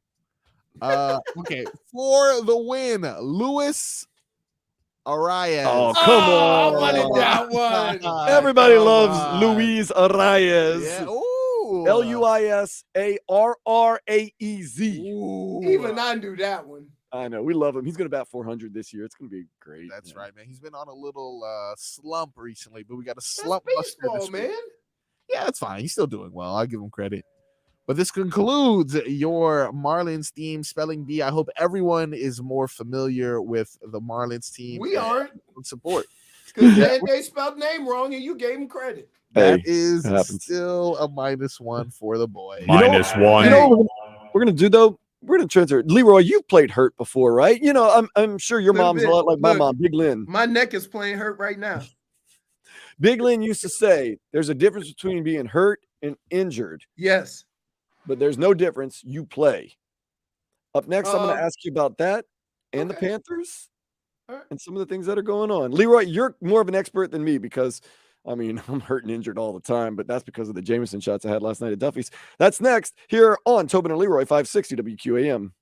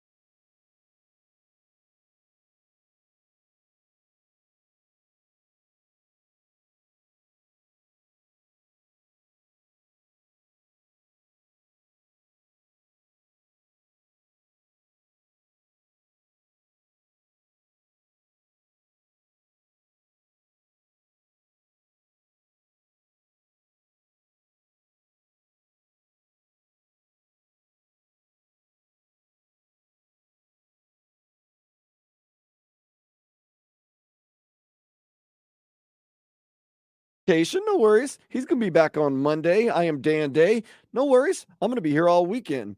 Leroy, Marcos, J Fig, myself, till 2 o'clock. Then it's going to be the Hawk and Crowder show. Love those guys so much. And then this weekend, noon to 4, Saturday and Sunday, it's going to be Sports Day with my cousin Vladimir Louison. Be sure to check us out as you are checking us out right now. YouTube Live, Twitch page, 560 I hear WQAM. you say that all the time. What is it?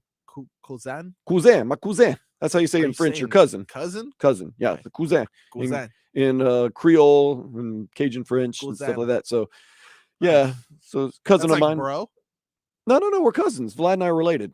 Oh, okay. Yeah, that's right. That's right. I did. He is a cousin of mine. That's Family. what I thought. Yeah. Actually. Just look obvious. Yep. So I was going to ask Leroy, because he played back in the day when, like I said, Big Lynn used to tell me there's a difference between hurt, there's a difference between being injured, but there ain't no difference about you playing. You're going to play. Yeah. And you can tell the difference. Being hurt means, you get hit, it hurts. Oh, man, my arm or my leg, but you're okay. Injured means you actually have something chronically wrong with you and you're having some issues. Yeah. But back in the day, there was none of this. Oh, like Zion Williamson, he's our dude. Pelicans were until he died. We're kind of stuck with him. But like anytime he has something wrong with him, he doesn't play because we're scared he's going to get hurt and injured and he's not going to be able to. But it's like back in the day, like there was none of that. And I mean, Leroy probably played with broken fingers and all types of stuff that was wrong with him. Bro. And nowadays, guys just take off for anything. It seems like, Marcos. I was gonna say the thing that the NBA is experimenting with having players, rest and stuff like that. It doesn't seem to have helped the injury problem. It doesn't.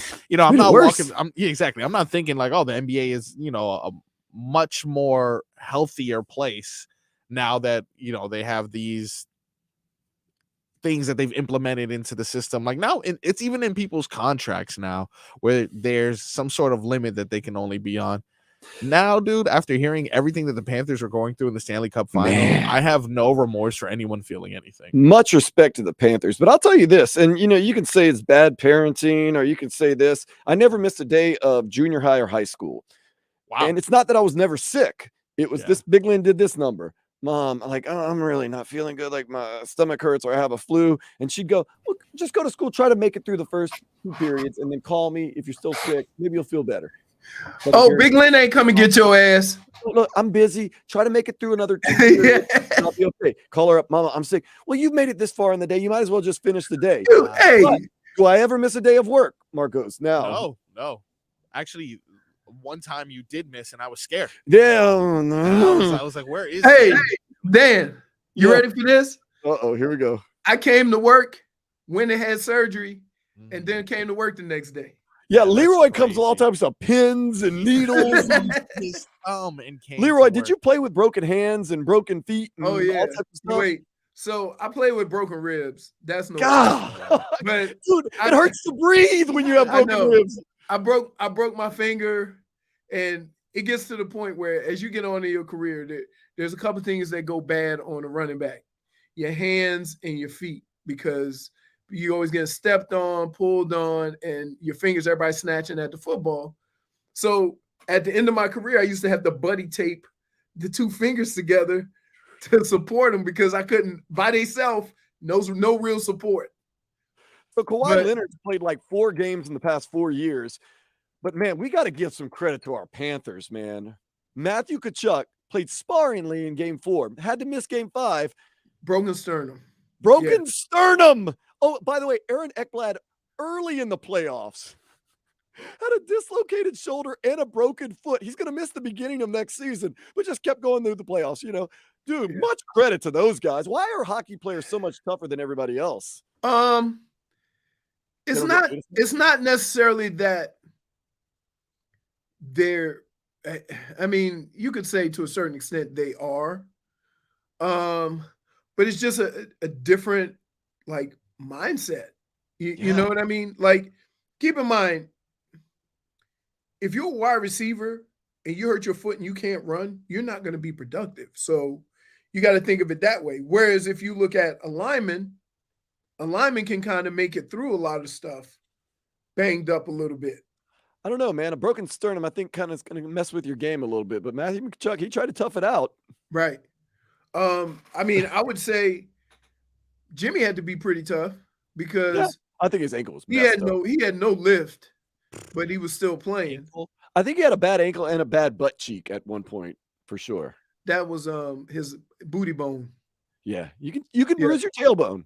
Your tailbone is where the cheeks don't reach. Right? right in the middle. Cheeks don't reach. Well, I mean, I don't really have much cheek, so I'm all tailbone. Let's say, but look, Aaron Ekblad is going to miss the beginning of next season, but that didn't stop him from going to playing, most of the right. playoffs with a broken foot and a dislocated shoulder. And it's the shoulder that's the problem, they're saying. Right. Yeah. Well, because when you dislocate a shoulder, if it doesn't set well enough, then they go in there and do it orthoscopically to give you some more support so it'll heal. See, that's why I love Leroy. Number one, you're a man of scars. You've had many of injury and stuff Oh, like this. yeah. And you told us about a month or two ago, man, Jazz Chisholm with that turf toe, you better watch out. And I said, Hey. yeah, I mean, it's turf toe. He's a baseball player. He'll be fine. No, We dude. might not see him this year again, to be honest Dude. with you. Let me tell you something. I broke my toe and I wore flip-flops for 6 months. And wait, to play football, I went through 3 pairs of shoes a week because in order to prepare my shoes, they had the toe portion out. So I'm on cleats with the left side of the shoe cut out because it was my right foot. And then they take a pad and put it over there, and I could still feel my heartbeat. God. Right, you know when something hurts, you can feel your heartbeat in it. That's real pain right there.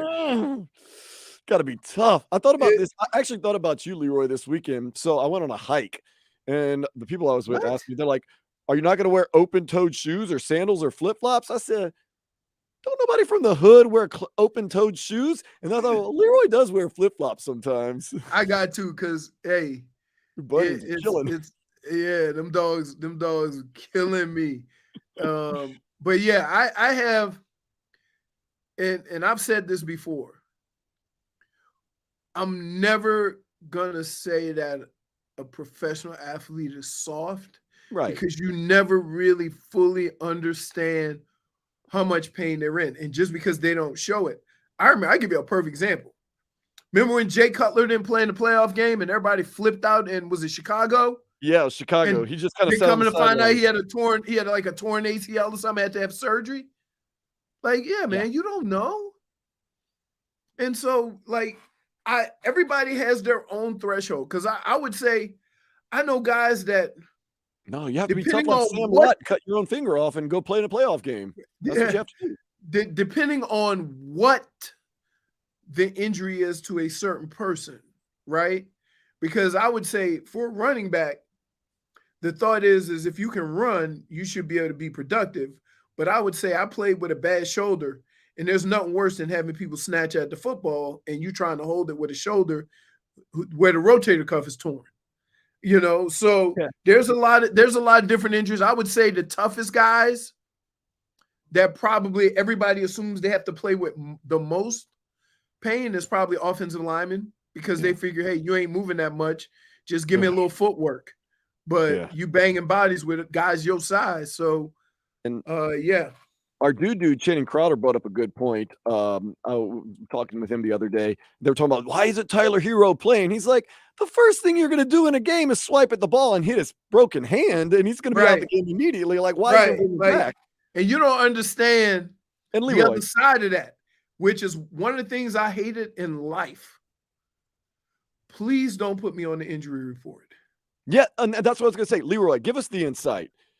You in the locker room, you guys talked about on the other team, this guy's got this, this, and this. Go at it, right? Wait. Don't do him dirty, but No. Here, they said do it dirty. you know, a DB with a bad hammy, the first 5 plays of the game is going to be a fresh receiver running a go route on him, right? You know, a linebacker have a bum ankle. Mm-hmm. The first thing you're going to do is run a whole bunch of counters. You want him going 5 different ways or running ISO routes on him. Like, that's the nature of it. But be Like, honest. we're not just going to let you be out there willy-nilly play at your pace. We're going to play at our pace. And that's That's part of sports. But was there anybody that was ever dirty? Like, I got this, man. Don't worry. I mean, honestly, you don't have to name I names. remember was there guys that were like, I'm gonna get him. I got you. I remember when I broke my ribs. It hurts to hear it.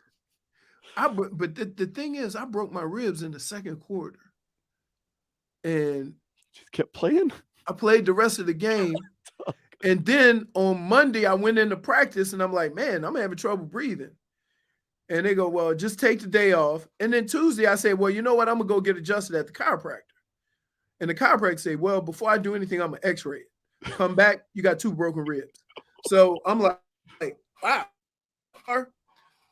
And then I had a situation where I broke some ribs in Cleveland. And I would go to the hospital and sleep in the hospital bed. And they would put the brace on me so I could try to get them to set. And then after I didn't play the first week. The next week I was going to play, and the trainer was stretching me, and he did that thing where he puts your legs back like this and he pushed down, and it was a loud pop, and I rebroke him. So that was that. And then one time in the game, I had some broken ribs, and I had the flak jacket, right? And the dude punched me, and I was like, oh, it didn't hurt. It didn't hurt. Man, that is Ninth Ward Weeby right there, Leroy. Hey, but you know what? It's weird because you don't think of it as that when you're out there with your guys. You just want to be a part of it, right? And so, and God forbid, here's the kicker. God forbid if somebody playing with a worse injury than you have. Now everybody looking at you like, what's wrong with you? Yeah, he playing with this. You know, the other thing I used to hate about the injuries in whole is that, Dan, you don't realize when you have an injury on game day, the doctors and the coaches have a conversation about your injury on Monday morning, and you're not there. So they've already determined like what the level of your injury is without confronting you. So we're going to talk about that more next. We got some headlines. This is the Tobin and Leroy show on 560 WQAM.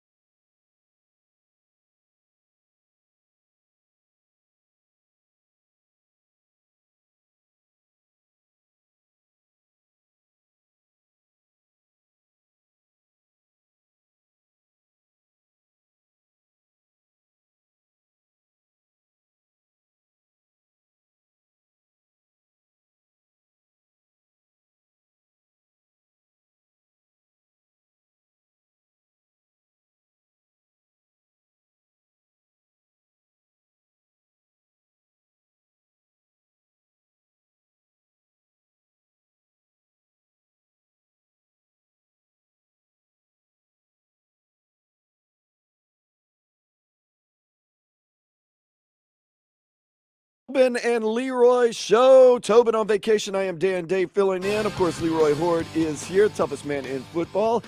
Someone was talking about you had diva antics. I don't remember that. I remember Leroy Hoard being hardcore back in the day, man. No, I wasn't. I didn't have diva antics. I don't think you did. First of all, Mr. 3 yards. here's what I would say about that. I wasn't that good. Oh, To even come- be no. almost said a word. I Here. was gonna say. Here, I'm gonna say it this way. I wasn't that good that I could be a diva. Right. See, you gotta know where You're you a fit blue in. collar football player. From Right. what I You remember. gotta know where you fit in, though. You gotta know what you can and can't do. Yeah, you remind me of a young me, Leroy. I'm not gonna lie to you. Back in my Pee-wee days. Look at that. Touchdown. Leroy, you didn't play till like your sophomore year, though, didn't you? You're of high school. My junior year. Goodness gracious. Yeah. I keep wanting to say a C word in Spanish, but I keep stopping Hey, myself. Wow. so I how say, about oh, come on. I mean, Own. high school was easy. Yeah, because everybody's scared of you, man. No, because I was just You were a I purple. was only like 200. I was 205, 210 pounds. So I wasn't big. In high school. But anytime you saw St. Aug on your schedule, you said, Yes. oh, tighten up. But the cool thing is that in high school, because we had other guys, I averaged 15 carries a game. But For I 100 averaged yards. 11 yards a carry. Yeah. Hey, Marcus, Leroy, you I know like about you, man. We played a high school game, and I had 300 yards at halftime, and the coach told me I could go sit in the stands with my mama. I'll do that too. Wow, that's nice. 300 yards at halftime, though, Leroy. Yeah. What? Yeah. How is that even like? I'm really trying to think. To this Is day, that though. possible? I don't even know if that's To this day, though, Leroy is not allowed in St. Bernard Parish. wow. No, hey, Broke out in a brawl with those guys. hey, Leroy? dude, and It not wasn't me, his fault. No, it was not me. But here's the deal: whooping up on him. there's certain areas Mm-mm. in New Orleans You cannot go, Leroy. that you always know Coming down. there's going to be a problem. Now, you know the 9th Ward, Don't mess where with that. there's a place farther down. No. The 10th What? ward? No, ain't nowhere. Chalmette. Oh, that's my godfather's was sheriff of Chalmette. So Yeah. So we were playing, I think it was Chalmette. We were playing Yeah, yeah. Chalmette. you played one of And- those schools down there, and a brawl. It was nasty. And a brawl broke out, and they just They had to shut Stop things the down. game. They kind of had to shut the town down, to be honest with you. Yeah, to Leroy. get us Not just out of the there. game. You had to get out of there. hey, just imagine all black school with all black fans going to all white school with all white fans. Mm-hmm. And yeah, it would be if Liberty City played Davie. Wow. That is there's no more. I got point. one worse. Yeah. When we went to the playoffs one year, and we played South Lafourche. And you know who the quarterback was? Tommy Bobby Hooker? Hodgson. Okay, Tommy Hudson. Okay. Right. And I ran for 230 yards, and he threw for 600 yards. He had like 600 yards and 5 High school. touchdowns. Right. And You could barely catch in high school. and wait, and guess what the coach said? This is because our coach, he was so nervous, he would light a cigarette on the wrong end. Right. And you know, that's when back in the day when we had Coke for drinks on the sidelines. So just know where everybody was smoking, everything. Yikes. So the coach comes in to say, hey guys, we can't keep up running the football if y'all gonna give up a touchdown 3 seconds into the next drive. Man, you gotta know what you're doing. One guy that doesn't know what he's doing is John Morant. Seems to be keep getting in trouble. He has been suspended 25 games by the NBA. I do not see that coming down on appeal. He should be lucky that he's only. Well, getting he shouldn't 25 appeal it. No, just say, It's weird. It's weird that because when you appeal something like that, you're almost denying it, or you know, there's extenuating circumstances. He has none. And in fact, it would make the situation worse if he did appeal. Because most people would say he's not accepting responsibility for his actions if he appeals. So Marcos, we do have some sound from John Morant. What do we have? This is Woj on John Morant's suspension. This is him on First Take a little bit earlier. This is what he had to say on the suspension. 25-game suspension to start next season for John Morant. I'm also told there will be conditions to his return. I think those will be clarified here soon by the league office. But I think the Grizzlies, those around the NBA, were bracing for the possibility. It could have been even more, but 25 games is significant, certainly to start the season, at least for Memphis now. They know they can start their offseason planning with the understanding of how long they'll be without John Morant. But there's a lot of work for this organization, for John Morant, together to do to get back on course, regain the trust. I think not just for that organization, that community, but for one of the league's, the faces of this league, to regain that trust. What can you say? And Dr. Toboggan, he tweeted in or texted in, Ja didn't break any actual law. I ain't mad at him. He did break a law. He broke the respect law of the NBA. That's why. Well, it's not here. And it's not even that he broke that law, but you understand the situation that he was in before and the conversations that he had with the league and the things that he went through to show that he was past that, only to go right back to doing stupid stuff again. Now you're saying, maybe I haven't gotten the message. Y'all need to suspend me a little bit longer, right? That's basically what he said. And so even though it's not against, he didn't commit any crimes, right? And I'm always going to say this. He didn't commit any crimes. Well, the first but one he was did, a crime. Right. But the Second one was the reason why he's in this trouble is because in one swoop, he just proved that all the work that he did and the NBA did and all the things he was saying was not sincere. right. And Leroy, if you're my guy and you and I are getting in the car for a road trip and I've had some problem or had a problem and I'm like, hey man, I'm bringing this toy gun or look what I'm packing. What are you going to tell me? I'm out. Let me out. What's wrong with you? Yeah. I'm going to say something. That's what a logical friend would do, right? What are we doing? You know? Yeah. So he needs what's his friend thinking? But again, like, let's not, how old you are does not determine how grown you are. No. So he got to grow up. Right. And it's a lesson. I think I grew up when I was 33, 34. Still waiting, but yeah. Right. I mean, look, because when you live a life that doesn't require you to be grown, yeah, right? But he has kids now. Remember that? I mean, that doesn't mean anything, but he does have kids. You think he'd have a little more responsibility? Here's the thing about family, though. In those moments, everybody makes way for daddy to do daddy. Everybody makes way for daddy to go do work, right? So regardless of all the things people say, oh, he got kids and he got this and he got that, you still have the freedom to do what you need to do. You don't really have that responsibility like other fathers. Right. You see what I mean? So although I get that, right, there's no real pressure on him to be a father. There's just pressure on him to be a provider. That's true. And he's around some, but 25 games. When it's time to work, everybody know they got to step back and let daddy work. And so that a lot of times excuses you from a lot of the responsibilities that go into being a parent.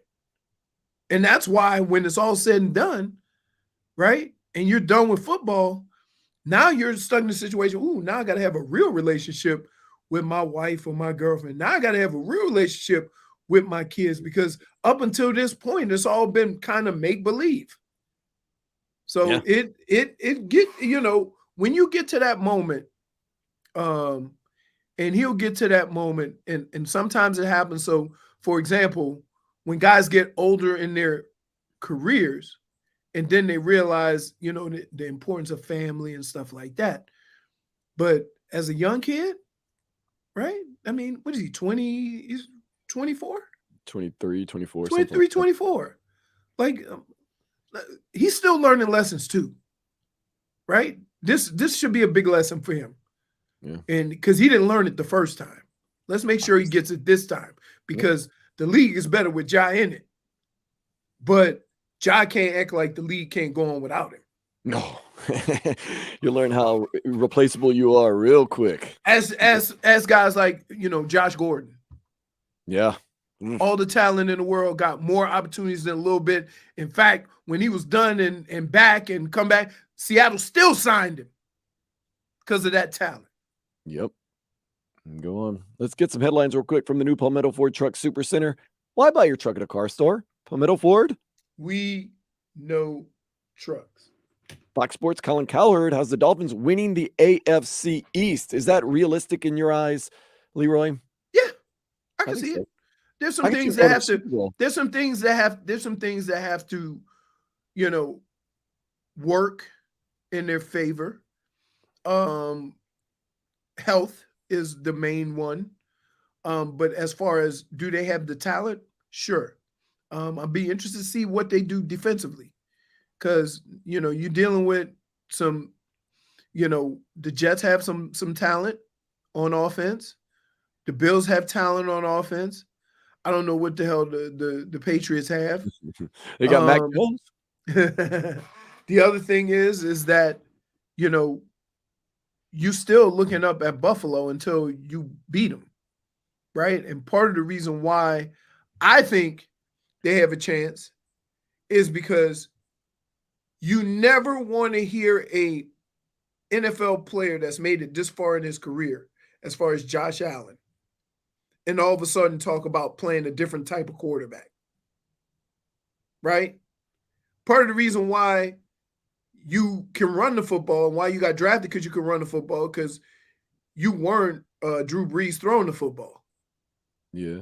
And you're not just going to all of a sudden become that. So now you say, hey, I'm not going to run as much. I'm just going to pass out of the pocket. You ain't Drew Brees. What the hell you think's going to happen? I was going to say, does he become like a Cam Newton at one point where it's like, oh, man. It always catches Dan. That always catches up to him, right? Yeah. Like it caught up to Michael Vick. It caught up to Cam Newton. Some say it's going to catch up to Lamar Jackson. Some say it's going to catch up. I say it's going to catch up to Josh Allen. Wow. I will say this.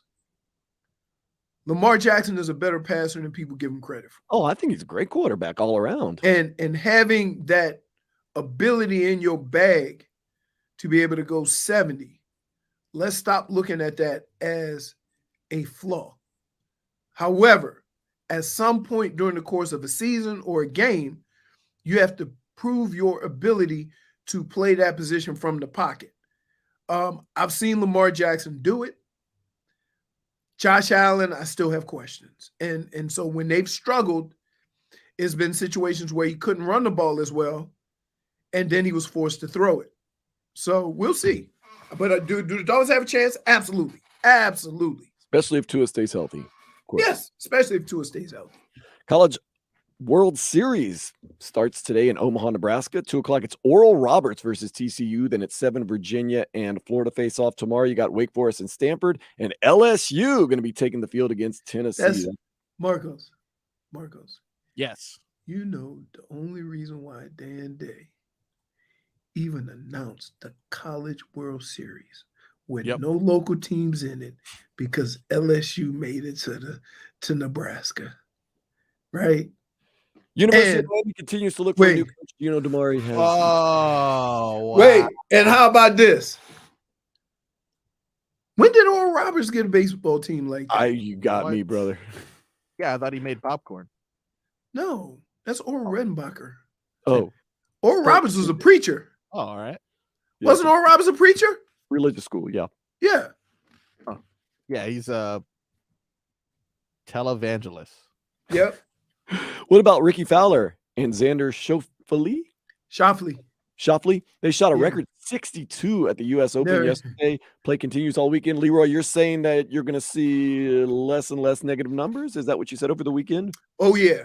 Usually how this works is the first day the greens are a little more receptive, And that's what they and said. as each day they dry them out, gets a little bit crunchier, a little bit firmer, and it becomes more difficult. The greens get faster, but I would say that the earlier groups, because of the mist and that marine fog, the greens are always going to be softer in the morning, and those guys teed off early, and the greens were more receptive than they were in the evening. Now they tee off late, so we'll see if it averages out. But I think that, listen, the USGA does not want the winning score to be 15 or 16 under. No. They want it to be right around 10. And so I wouldn't be surprised if the final on Sunday night, when you see a winner, they go, and the winner at 8 under par, right? You're going to be like, whoa, what happened? It gets tougher and tougher to the point where the last day is so difficult, it's a matter of hanging on. And this update has been brought to you by Edwin Watts Golf Shops, home of the 90-day 100% satisfaction guarantee, serving golfers around the country since 1968. Leroy, you are not a meteorologist, but you are kind of like a chief forecaster, in my opinion. That's why I need some weather updates right from the Demesman and Dope Law Firm. YourAccidentAttorneys.com. You can get free consultations 24/7 at 866-954-MORE. MORE. Leroy, I need your quote unquote, I don't want to call you meteorologist because that'd be false advertising, but your chief forecast and what's going on right now in weather. So it's mostly cloudy. Winds are coming out of the west at about 15 to 20 miles an hour. It's quite breezy. And it's hot as hell. It's like 89 degrees right now. And I would say that looking outside right now, compared to yesterday where it was not even a damn cloud, expect a thunder shower or two later on in the day. I'm packing my umbrella. I do want to say this, Leroy, and you could probably vouch for me. And Marcos, you've lived in Miami and some other areas. Living near the water, you can tolerate the heat way more than living in an area that does not have like a river or an ocean near it. I was in Wiki Wacky Wachi in the middle of nowhere, Florida. There's like no rivers or oceans. It was unbearably hot. But when you live near a river or an ocean like we do, you're okay. I live in Davie, and it's hot as hell. Okay, there you go. Right? Because we ain't close to the water. I'm close though. We're near the water as far as like sightseeing goes or going to the beach. But to feel that breeze off the beach, we ain't close enough. Okay, so you're feeling it. It's hot. Oh, yeah, it's hot. It's hot. It is hot. It might be cooler at the station because you might be able to feel a little bit of that. But where I am, I go outside and the breeze is hot. The breeze is hot. It ain't cooling me off. The breeze is hot. Well, that's a public service announcement. It is hot here in South Florida. Another public service announcement, Father's Day coming up on Sunday. Up next, we're going to get into a little bit of that here on the Tobin and Leroy Show on 560 WQAM.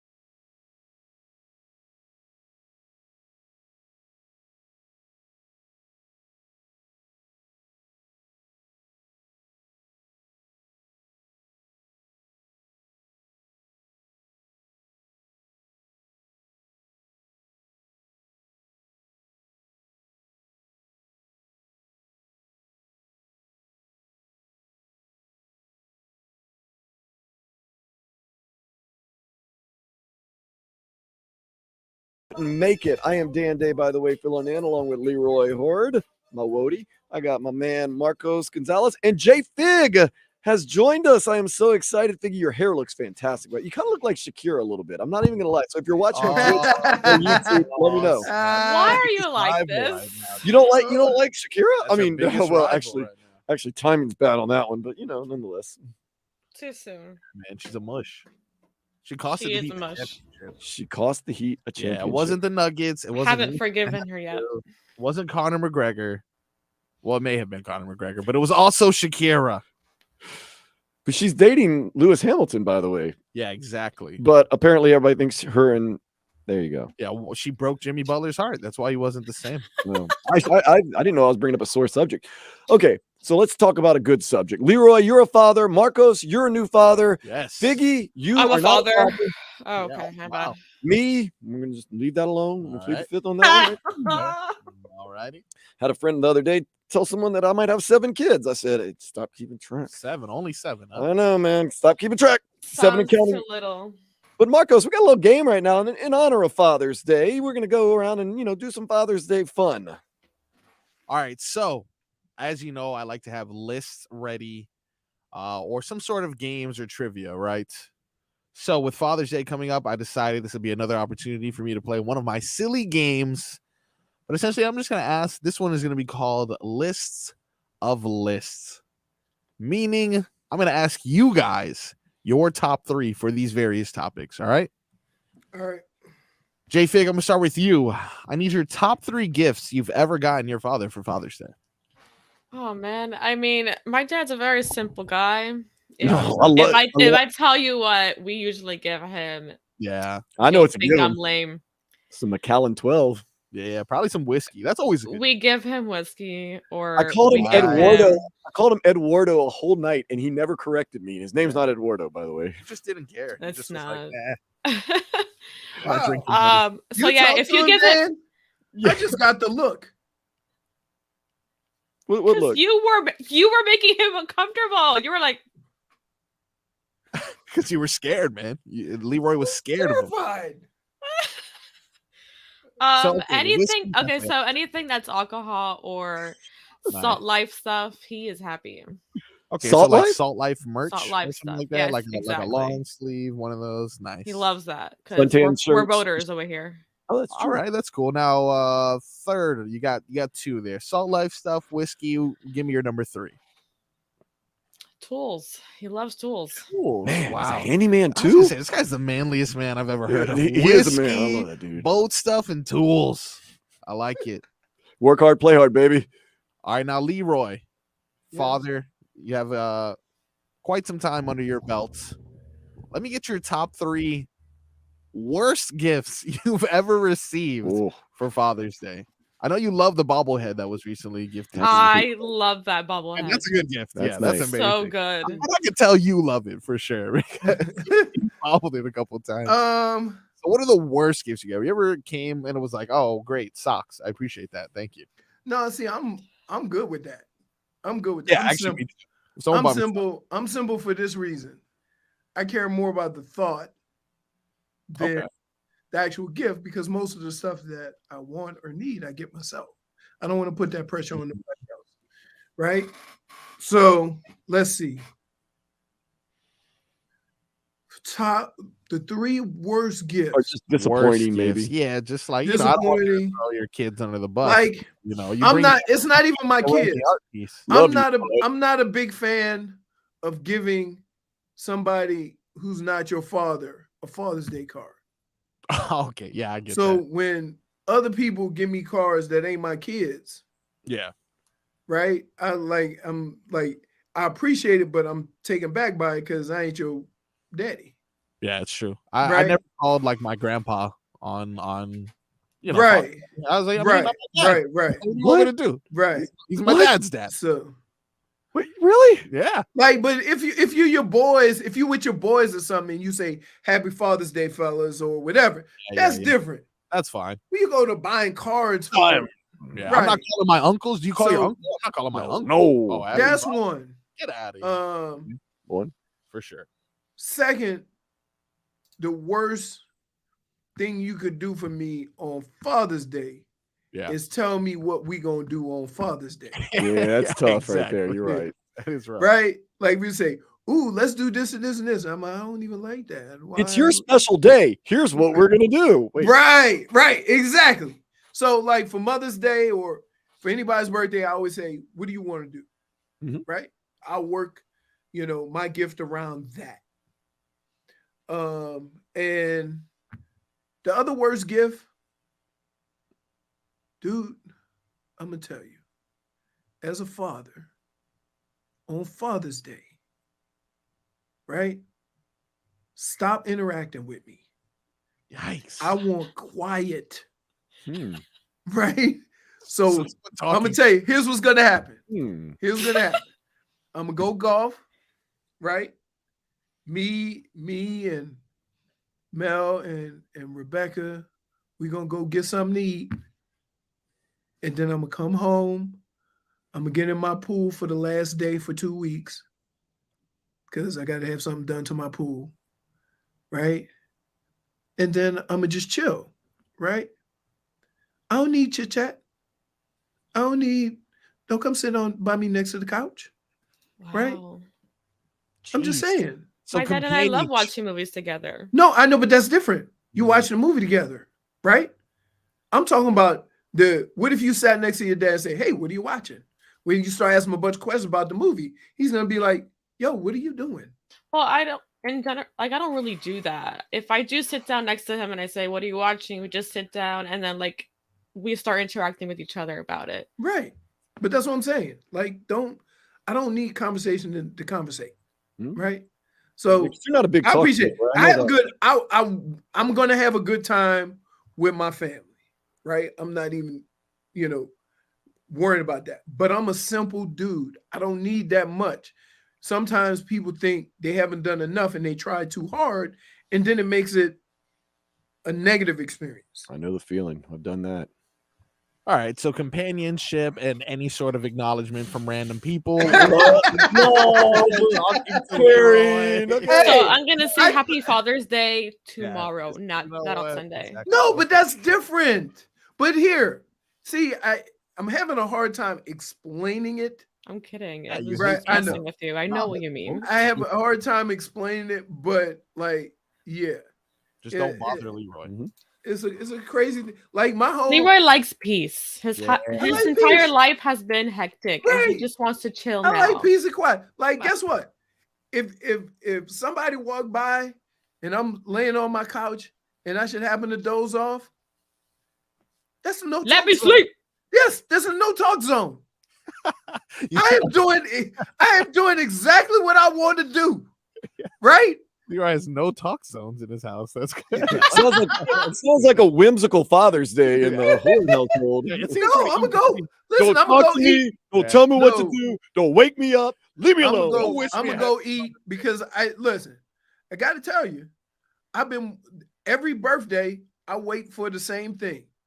Like people get me stuff, I wait for one thing: German chocolate cake made by my daughter. Right? And here's why: because I had to suffer through 5 years of those raggedy beginner cakes. But it was from the thought. Wait, let me finish. But it was from my baby, so I ate it. Then all of a sudden they got good. So now they're delicious. And I'm like, now he waits. Let's go. He earned this. Yes. Honestly, Nice. you talk so much about it that I kind of want to taste. I'm not gonna for lie. German. You never cake had one German day. chocolate cake? Hey, look, it's my first I don't Father's think so. Day. Really? He wants to make How about two this? Let me tell you something about German chocolate cake. It has an item in there that I hate, Coconut. despise. Really? Coconut. Wow. Really? It has coconut in it. And I got to tell You you, taste it? you know what no. Nice. You know what you should put on a coconut? What? No caloric value whatsoever. All right. You drink the coconut water, Yeah. Take the but lime, the actual coconut, Ooh, I love it. Nothing. it's nothing. It's watery. Do you just eat them? I know people eat the chip, like the coconut chips. They're dry. It's terrible. Yeah, I'm good off that. Right. All right, You Dan. like coconuts, J-Fig? You don't. I've never no. You don't taste them in the German chocolate cake. I've only ever had coconut sprinkled like on cupcakes or something. Nope. Gotcha. Garbage. Pina colada. Coconut flakes are cute. They're good. I like them. Pina colada. And they're cute. No, don't even like pina colada. Oh, I don't like pina colada. What about a coconut snowball though? What? Ooh, see, wait. Dan, they don't know about that. Okay. The hell is a They coconut? don't know about. See, everybody in the Is that in an the hood- alcoholic beverage? That's No. right. That's Here, our how about podcast. this? Everybody in the hood has somebody in the hood that sold frozen cups. Oh yeah, but it wasn't coconut though. And We mine had was coconut flavored. All So flavors. So sweet. Yeah, it was good. If you didn't get diabetes from that though, Oh, then you gotta- weren't Oh, doing- you could wait. You had to put a boatload of sugar in it just so that it wouldn't be an ice cube. Yeah, delicious. Yeah, true. Or else it'd just be an ice cube. And it's... Diabetes. All right, Dan Day. I've asked them their worst and their best Father's Day gifts for you. I got something else. Tell me your top 3 celebrities or entertainers with some variation of daddy in their name. Well, you got Father Time. That's number Oh, one. I didn't even think about that. Ooh. Ooh. I wanted to go with Nick Cannon or Anthony Quinn, but they don't Oh, have okay. father in their name, That's you true, know. that's true. But they Those have are good. fathered half of the human population. Yeah, for sure. What about Big Daddy Kane? That's a good Big one. Daddy Come on. Kane. Let's That's go with Big gotta Daddy be on Kane. there. Yeah. That's gotta What be. about Big Papa? Big Papa Pump? I love it when you call me Big Papa. Oh. Big Dan, Daddy though, Kane. you got one spot left too. Wait, what Who's was the your top question? 3? What? Yeah. What? Top daddies or Daddy fathers. Yankee. Oh, that's a good one. I mean, down here you got to go with Daddy Yankee. I'm Yeah. trying to think. That's a good one. Trying to think Come of someone on. else on a variation of a dad. I'm looking at Puff Daddy. Come Oh. on. You know, I was gonna say that, but he's changed his name so many times. That's true. That is a fact for sure.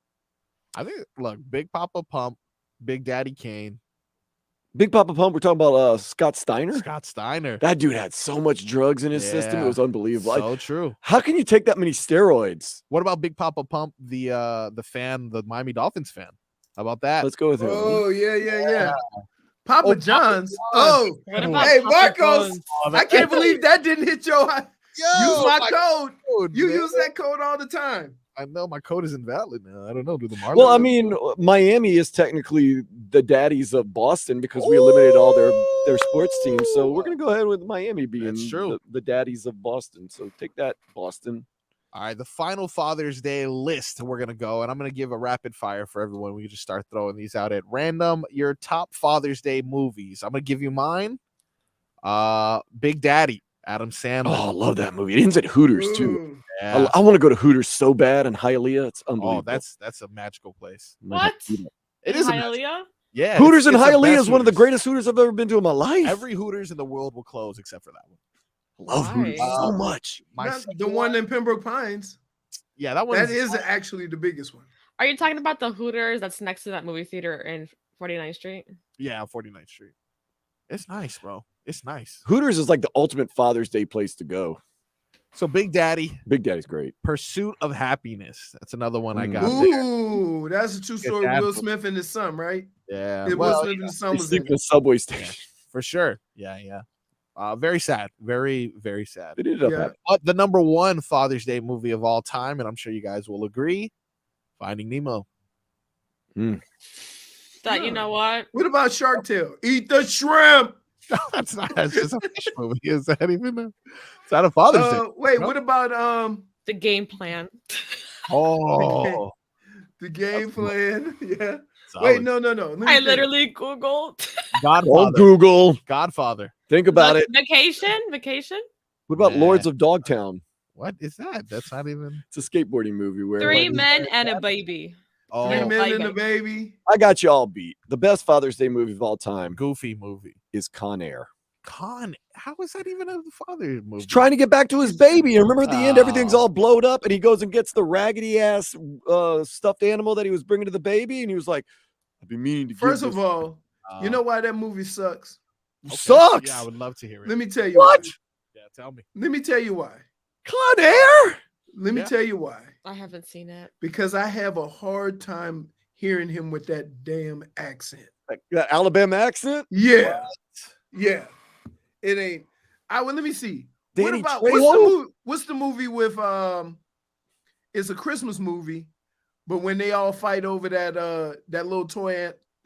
Oh, I know trying what to- you're talking about. Arnold Schwarzenegger. And, Arnold Jingle all the Schwarzenegger. way. Oh, Jingle all the way. That's a good one. Sinbad. What Was about Sinbad in Cheaper it? by the Dozen? Cheaper by the dozen. No, they have too many kids. Can we admit that Sinbad is a national treasure? By the way, I love Sinbad so See much. a father? Happy Father's Day, Sinbad. How about Taken? Is he a good dad? Wait, you know what? Wait, what about Star Wars? I know, Oh, Luke. I am the father. That's Yeah. a good one. Yeah. Gotta watch only that movie though. I'm not gonna watch Grown Ups? 92 Hours. Grown up. No, not grown up. Yeah. No. Okay, wait. What about Just Go With It? What? Oh, That was Fake good. Daddy.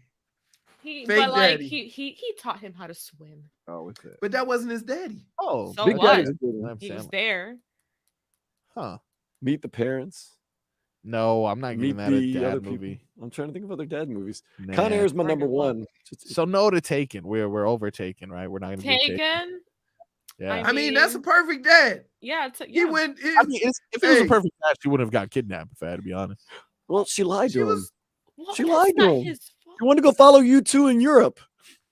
How that's actually the biggest problem of the movie. How Yeah. dare you? go What follow young your girl is son? like? Wait. "Oh, That was that. I'll follow Wait, you to Europe." that's the first one. Yeah. That's what she went to Europe for.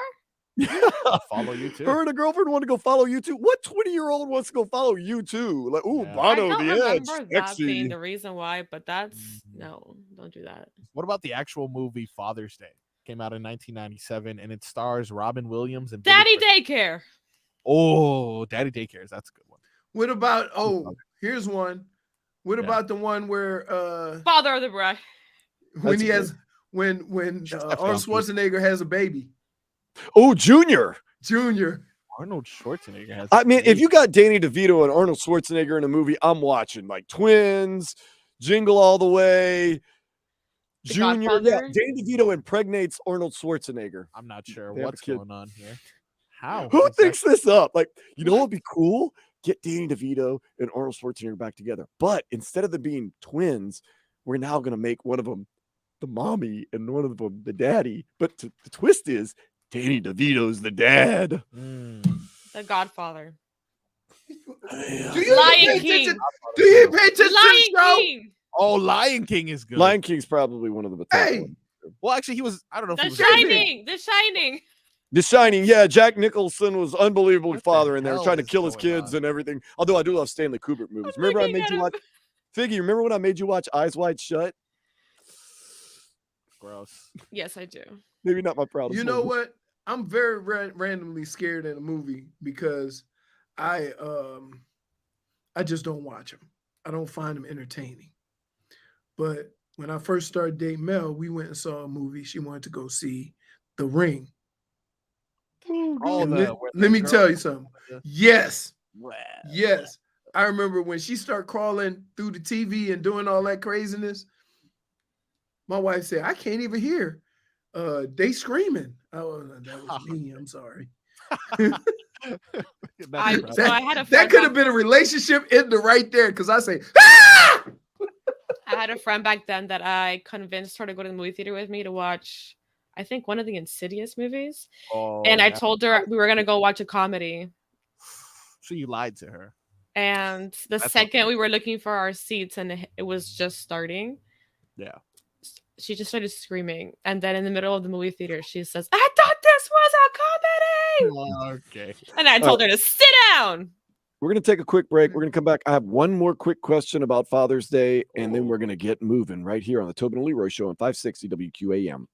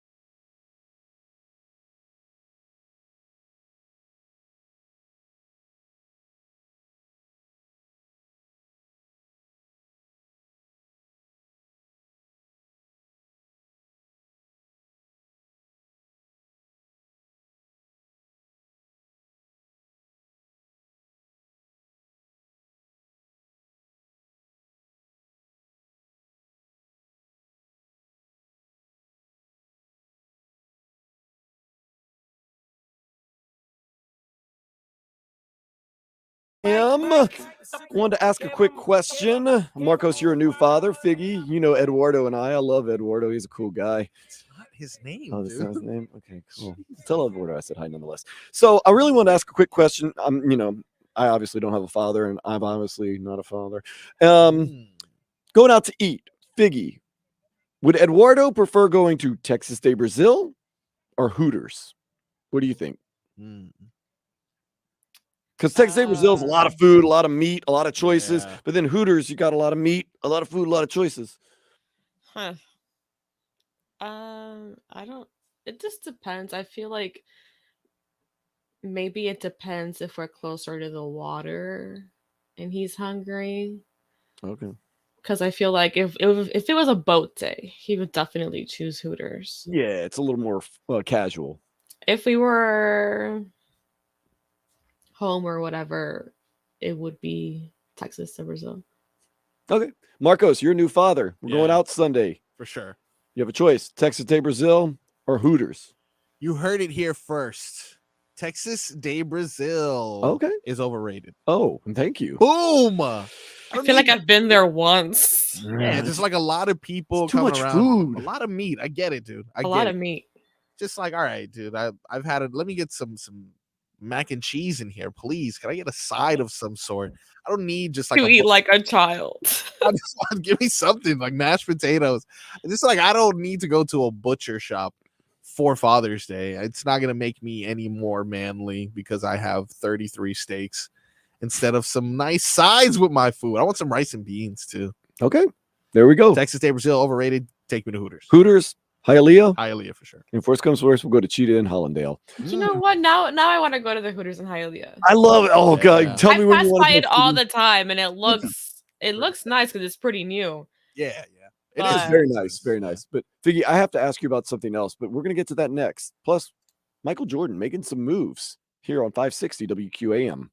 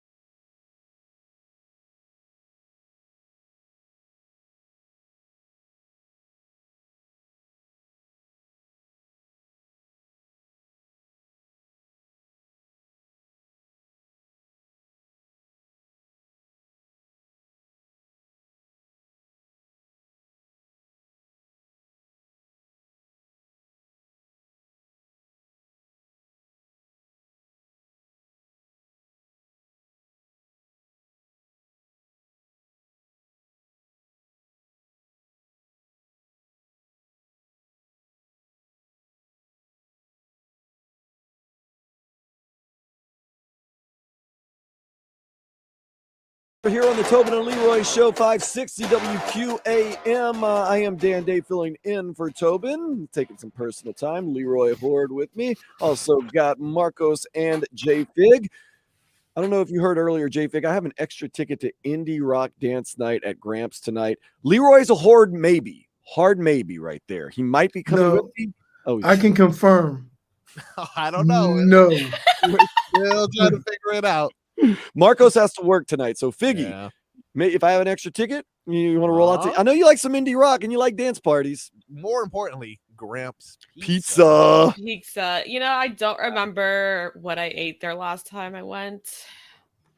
I actually have plans today. I'm so sorry, Dan. Oh, You're not the first one to tell me that. Don't worry. You're cool. You're cool. It's nothing. It's nothing against It's not you, Dan. What about me. Jimmy? It's her. That's what Gramps else. tonight, Jimmy?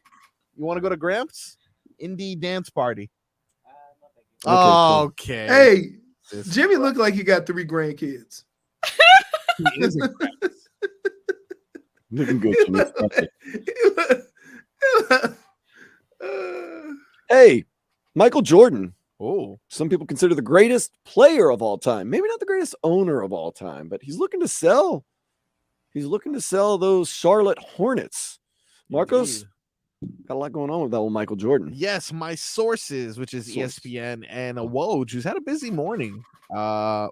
Michael Jordan has agreed to sell his majority stake in the Charlotte Hornets. That should probably be for about $3 billion. That's what they're saying. So if you thought he wasn't rich before, he's going to be No, $3 billion richer now. Michael Jordan is about to be wealthy. Yeah, that's Rich like- and wealthy are 2 different things. billions. Whatever happened to the old saying, you only own a sports team because you really love it? It's not about making money. Apparently, You now know what happened? what They happened? start getting worth billions of dollars. I always thought you owned a team out of like it was a love of your life. Like I thought it was like actually you break even, but nobody seems to break even anymore. Not even close.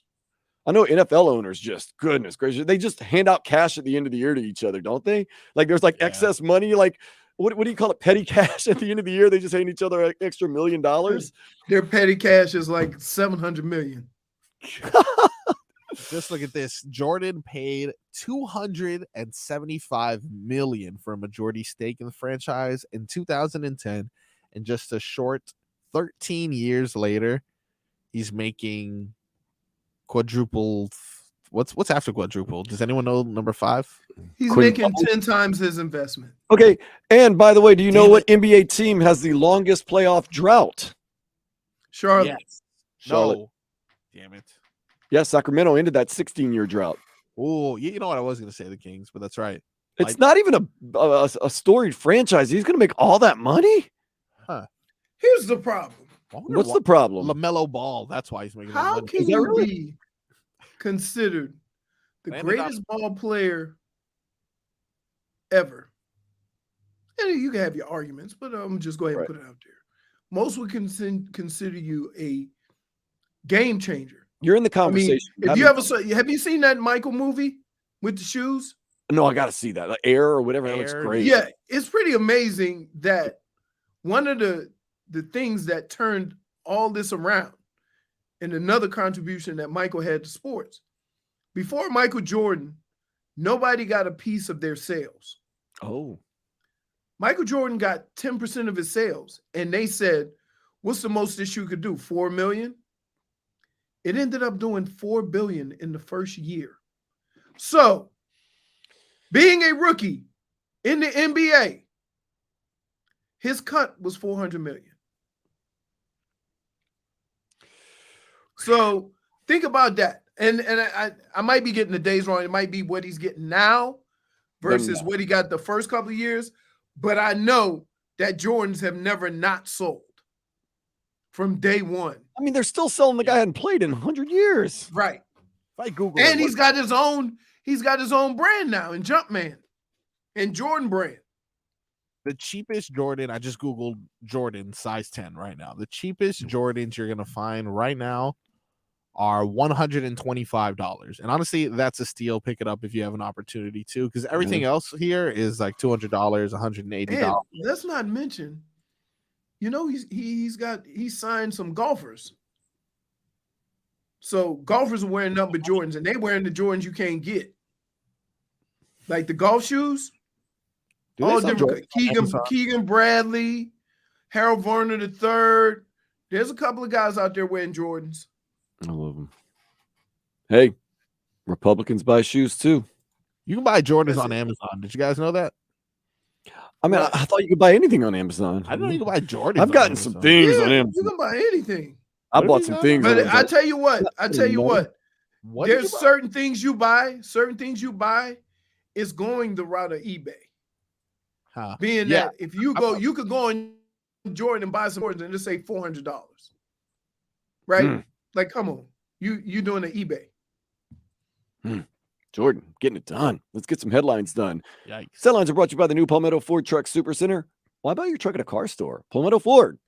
We know trucks. A lawsuit has been filed against MMA fighter Conor McGregor and the Miami Heat, their security team. There's claims that McGregor sexually assaulted a woman at the Kaseya Center during Game 4 of the NBA Finals. It was in the bathroom, and that the security did not let anyone into the restroom while the aggressive act was happening. The incident is under investigation. Oh, boy. Not a good look. Not a good look for anybody. I think TMZ Sports released some video this morning as well. There's video? There's video. As of right now, the only thing that is shown on the video, the alleged victim's face is blurred, but the only thing that's shown on the victim very clearly, you can see McGregor's security team, McGregor, and the alleged victim. McGregor reaching over, grabbing her by the arm, and leading her to a bathroom of some sort that is occupied and seems to be blocked off by McGregor's security team. It didn't. I'll tell you what, though. Again, these are all allegations, so I don't want to throw anything that way. There are a lot of reports surrounding his name involving something of this nature, and always in an aggressive manner. Whatever you see on the video doesn't seem to be flirtatious or drunk. It seems like not that they're having an argument. It just kind of seems like he's just very aggressive or angry about whatever action is going on. I'm not sure. Could be consensual for all we know. It could be not. Who cares? It's not my job to speculate that. It just seemed like, bro, you're not even putting no sauce or game on it. You're kind of just like very barbarian. You're not even hiding it, dude. You're just like ducks.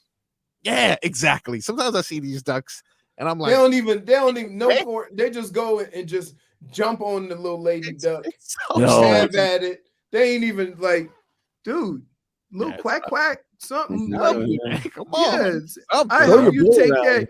Like, look, I help you take care of your chicks. What's up? Exactly. You know what I'm saying? Let's talk about happier things. Following a 4-1 victory over the Mariners the other day, the Marlins look for another win against the Nationals. That's going to be tonight, 7 o'clock in DC. Let's go. Question. I don't know how much you guys read into this, but a lot of people are saying that it's fool's gold because their run differential is crazy. They're like minus 20. Yeah, and it's just like the Heat couldn't get out of the play-in round. Like the Heat weren't going to get past the Bucks. The Heat aren't going to beat the Knicks. The Heat, there's no way. There's a 3% chance they beat Boston. Same thing. Okay, so for a second, but that's an actual stat though. Run differential. Yeah. As opposed to like them just saying 8th seed isn't going to do it.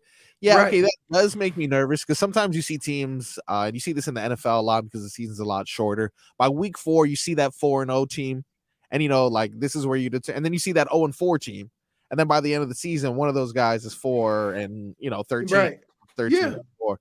So, but I just wonder how much it matters because to me, especially in baseball, when you lose a game 10 or 11-1. And you put your center fielder in the pitch, that shouldn't count for run differential. It does. Because you basically just giving them as many runs as they could get. So when you look at those games and go, okay, we lost 10-1 and we lost 9-0, that's a 18-point differential right there in 2 games. You win a lot of one-run games. Right, exactly. So that's why I wonder how good is that stat? when you lose epically. That's why I don't buy into that too much. I think the Marlins. I got the eye test, and they're a good team. Not a great team, but a good team. I like 'em. Eye test. Wow. We're going eye test with the Marlins right now. Yeah, man, I gotta do the eye test. And I'm sometimes. still waiting on Sandy Alcantara to be somewhat of Sandy Alcantara. Oh my goodness. He has My eye been test says Some- that's not going. Someone well. was giving me the hard time the other day. They're like, well, actually, he's just not being the Sandy Alcantara of last year. I go, no, he's having a bad season. They said, no. He's having a good season. He's just not what he was last year. I No, go, he's having a bad five, season. 5 earned runs a game. Is that good ERA? They were like, well, Yeah. oh, say that. Then yeah, exactly. We got to ask you this now. This is the question. This is a hot topic today. There was a blowout last night in sports. Was it? U.S. men's national team whooped that trick Oh, when it comes to Mexico. 3-0. Christian Pulisic gets a brace, 2 goals. Everyone asking now, we've owned Mexico the past couple of years. Not so much a rivalry anymore. People are saying, is the U.S. men's national team a force to be reckoned with worldwide?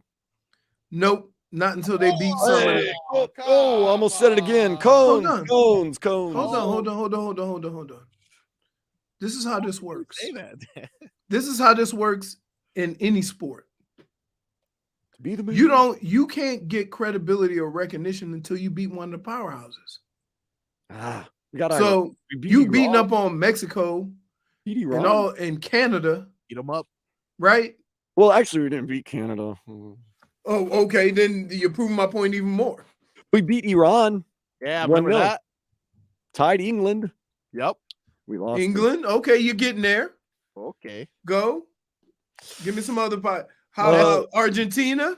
We haven't beaten them No. yet. Messi plays for Inter Miami though, so that's got to be. We got Argentina. How about Brazil? We haven't beaten them. No, not France. Right. Either. Oh, but Mexico France? got their number.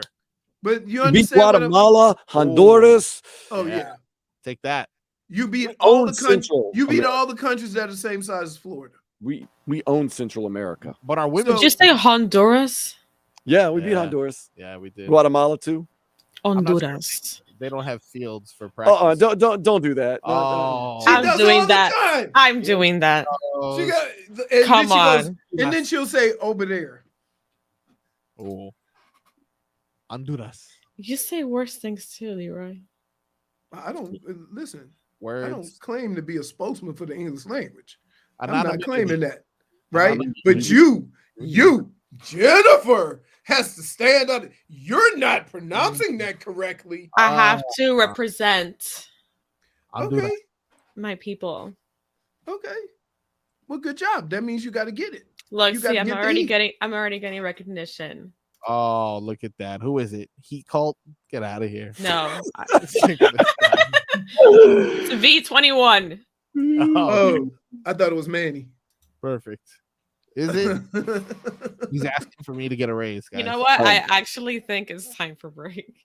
Oh, it No, is. no. We have one more thing to mention, and this is actually serious. And I'm no. trying to kind of. Oh, I know. I was trying to wonder when you're going to get to it. I know what you're going to say. We do have to talk about NFL Hall of Famer Ray Lewis's son. Ray Lewis III has passed away. Details of his death are unknown. Oh, no. It's terrible. So we wish them the best, of That course. is But we have terrible. to report on this because It's we are. in terrible. South It's Florida. terrible because I played with Ray, and you just don't wish that on anybody. Especially 28 years old, man. It's Yep. just haven't Too even young. barely started living your life. I mean, Yep. I'm only 29 now, but God, man. 29. Really? Yeah. Well, your haircut would imply that you're a lot older because Flock of Seagulls came out in the 80s. You want to correct my Honduras again, Fig? Let's go. Honduras. Oh, someone seems hurt. Oh, listen. Sensitive. Pile it on. Look at his All face. right, sorry. Maybe So- he's not familiar with how we do things here. It's okay. Honduras. It's okay. Let's I'm sorry. Denver had a great time at their parade the other day. Everybody Oh, was they trashed did. and naked and living their lives. But we're going to focus on the Heat next. Little Heat wish list. Who they might need to get on this team to take them Oh, one we step know. further. We know. We'll talk about that next. Here on Tobin. WQAM broadcasting live from the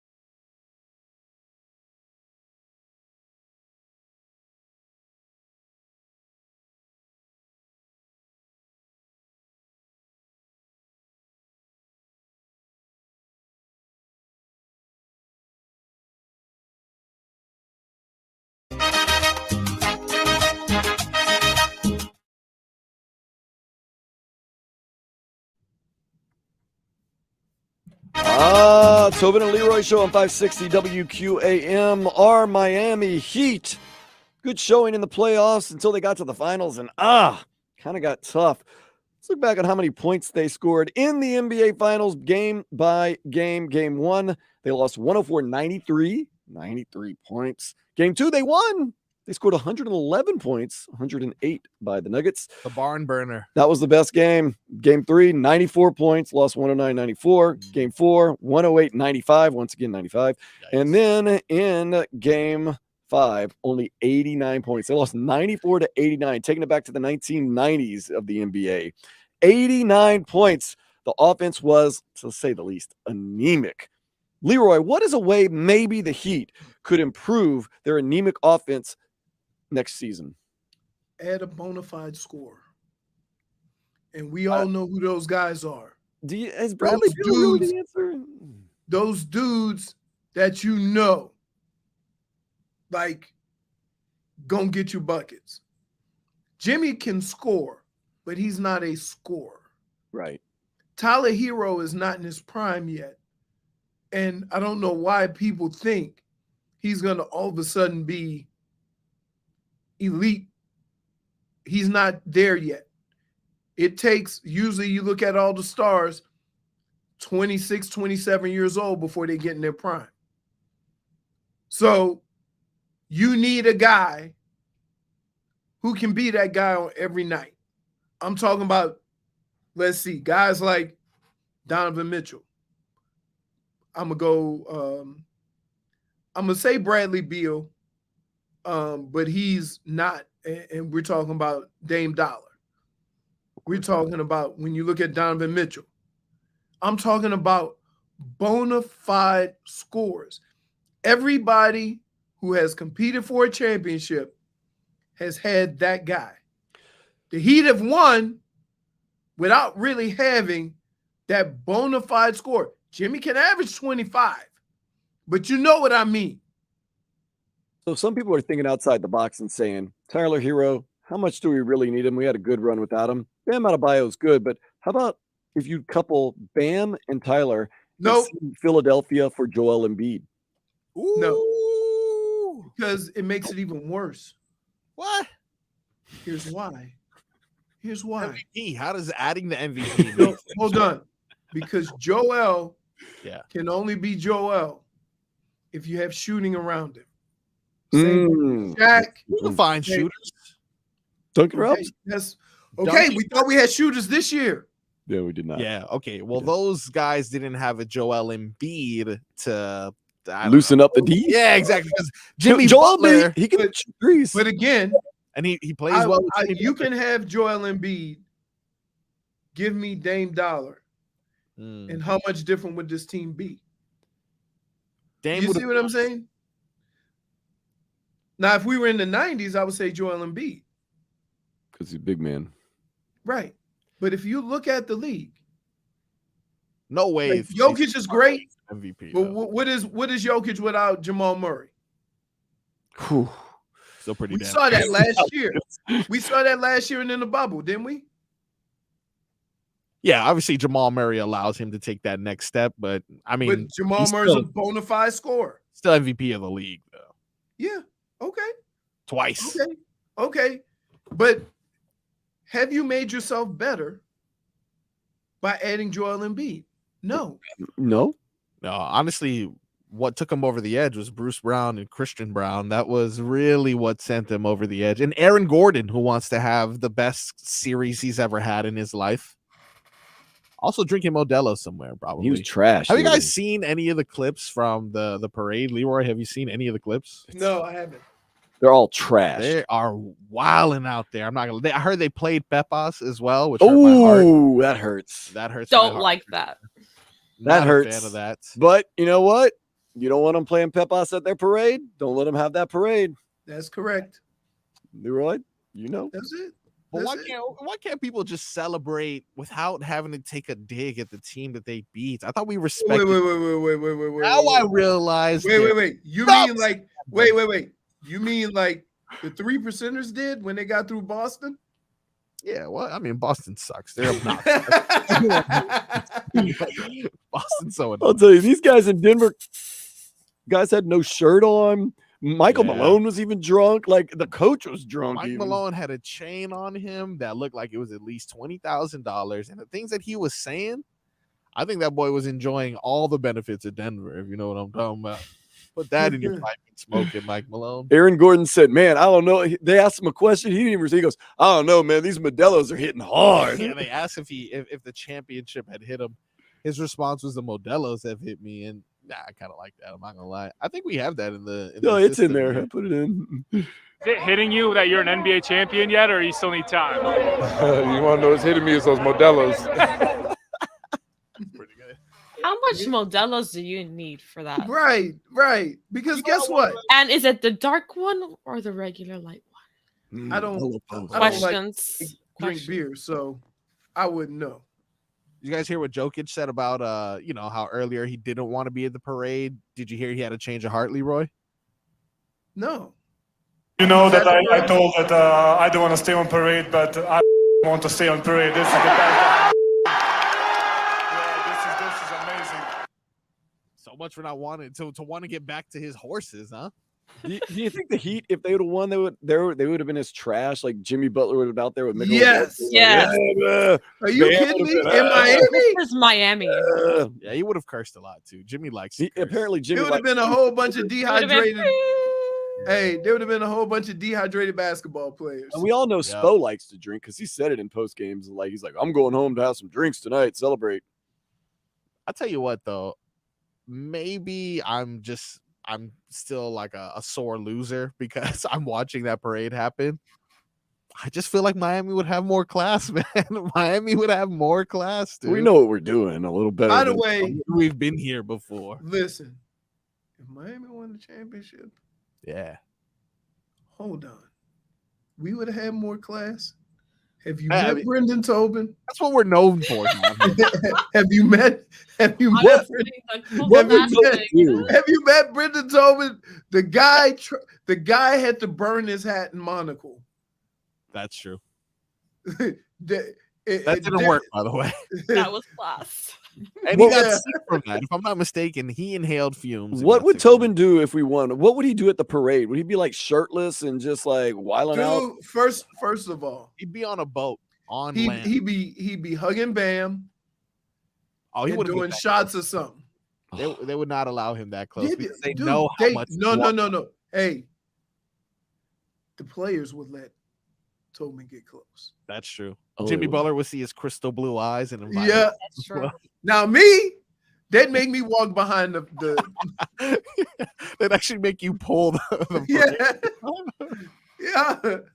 yeah. It's always something to look forward to next year. Up next, looking forward to a little Dead to Me. We still haven't determined what we need. Oh, we need either Dame, Joel Embiid, or I don't want Dame Dollar. I don't want Bradley Beal that much. Yeah, I think it's kind of. I mean, we already did the Kyle Lowry experiment. He kind of seems like another Kyle Lowry. Does he? To me, yeah. Are you thinking that you're saying that Bradley Beal is?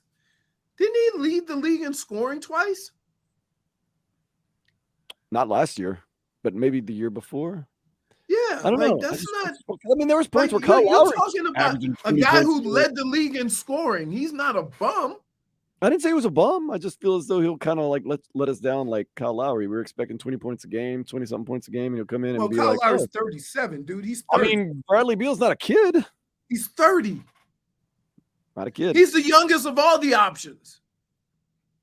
That is another problem with Dame. Like, are you going to trade off a lot of? Dame's 33. Well, here's what you got to do. Maybe another 2 good years, 3 good years. Here's what you understand. Here's what you understand about this.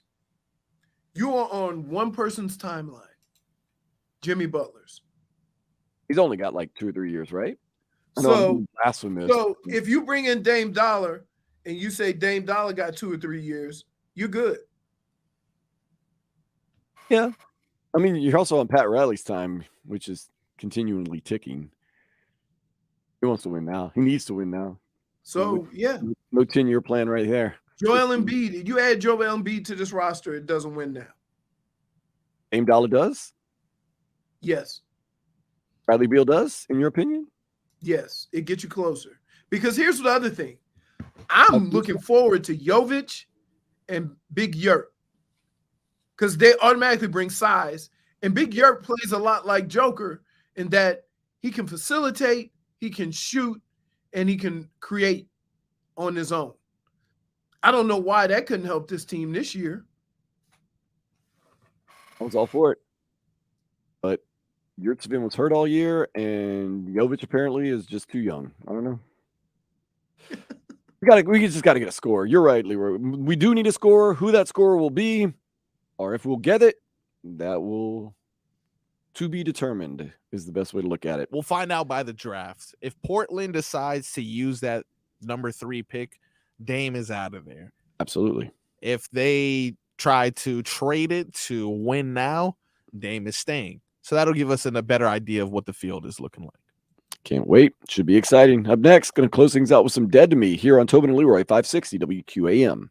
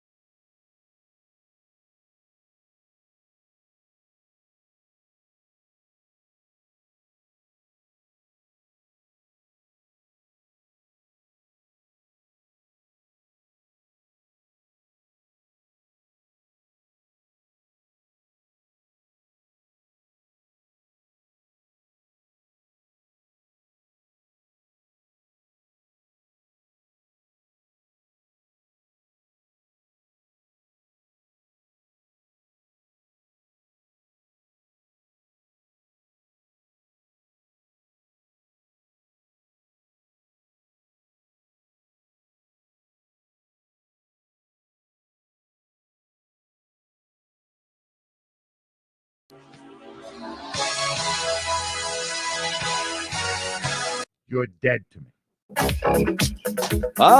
Closing out the Tobin and Leroy show on a Friday. I am Dan Day filling in for Tobin.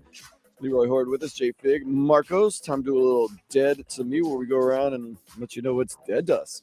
Father's definitely not dead to us, at least unless you got a bad father or bum father. But it's Father's Day on Sunday, so please remember, if you have a father in your life, to please show him a lot of love. Yeah, except or for, unless you're Leroy, then yeah, I don't was show gonna say, Leroy anything. He wants to be left Leroy, alone. please. Hey, but showing me love is not buying me stuff. See what I'm saying? Like, I just like hanging out. I'm good with that. All right, so Leroy, who's dead to you? My kids. Well, I had one. Yeah. And then I seen this giant bird smash into a cockpit mid-flight. I sent it on the chat. That's crazy. And I don't know how real this is, yeah, but I'm gonna just say this. That's a big ass bird. Why is he that high? That's what I'm Why saying. you gotta be high, Marcos. You know that can't be real.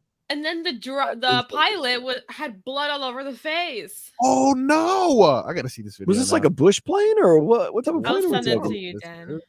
This is rough. So that bird, Oh, like, look at them legs.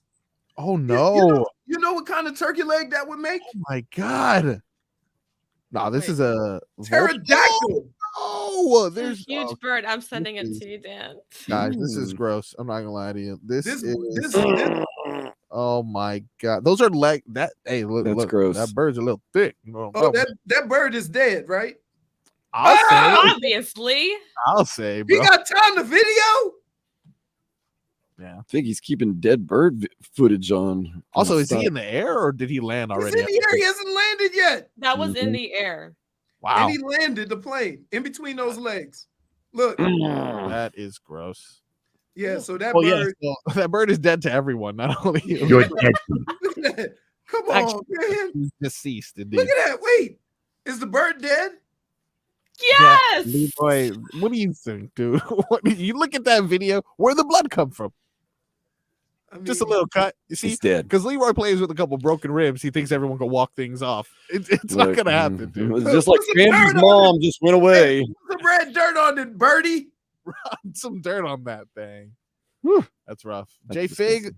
other than that bird, who's dead to you? Okay, guys. I have been working really hard Ooh. on our Miami newsletter Yeah, Wow. at work. you actually, I read it. Seen it. You made Oh, me you read did. it. And I appreciate that you read it. It makes me feel very happy. I've had a lot of Yeah. great feedback, but Yeah, email chain. Oh, going I see this crazy. email chain. Oh goodness. I think Riptide is back. That's That a tiny right there. It's back. No, it's back. Don't worry. Don't let it derail you, J Fig. Don't let it keep going. stop reading it. Stop reading it. Stop reading it. Some of the stuff. Stop reading it. Ooh, Julie Guy and Tamara G. I like that. All right. I always try to say hi to them in the mornings. Good people. Good people. I made a mistake.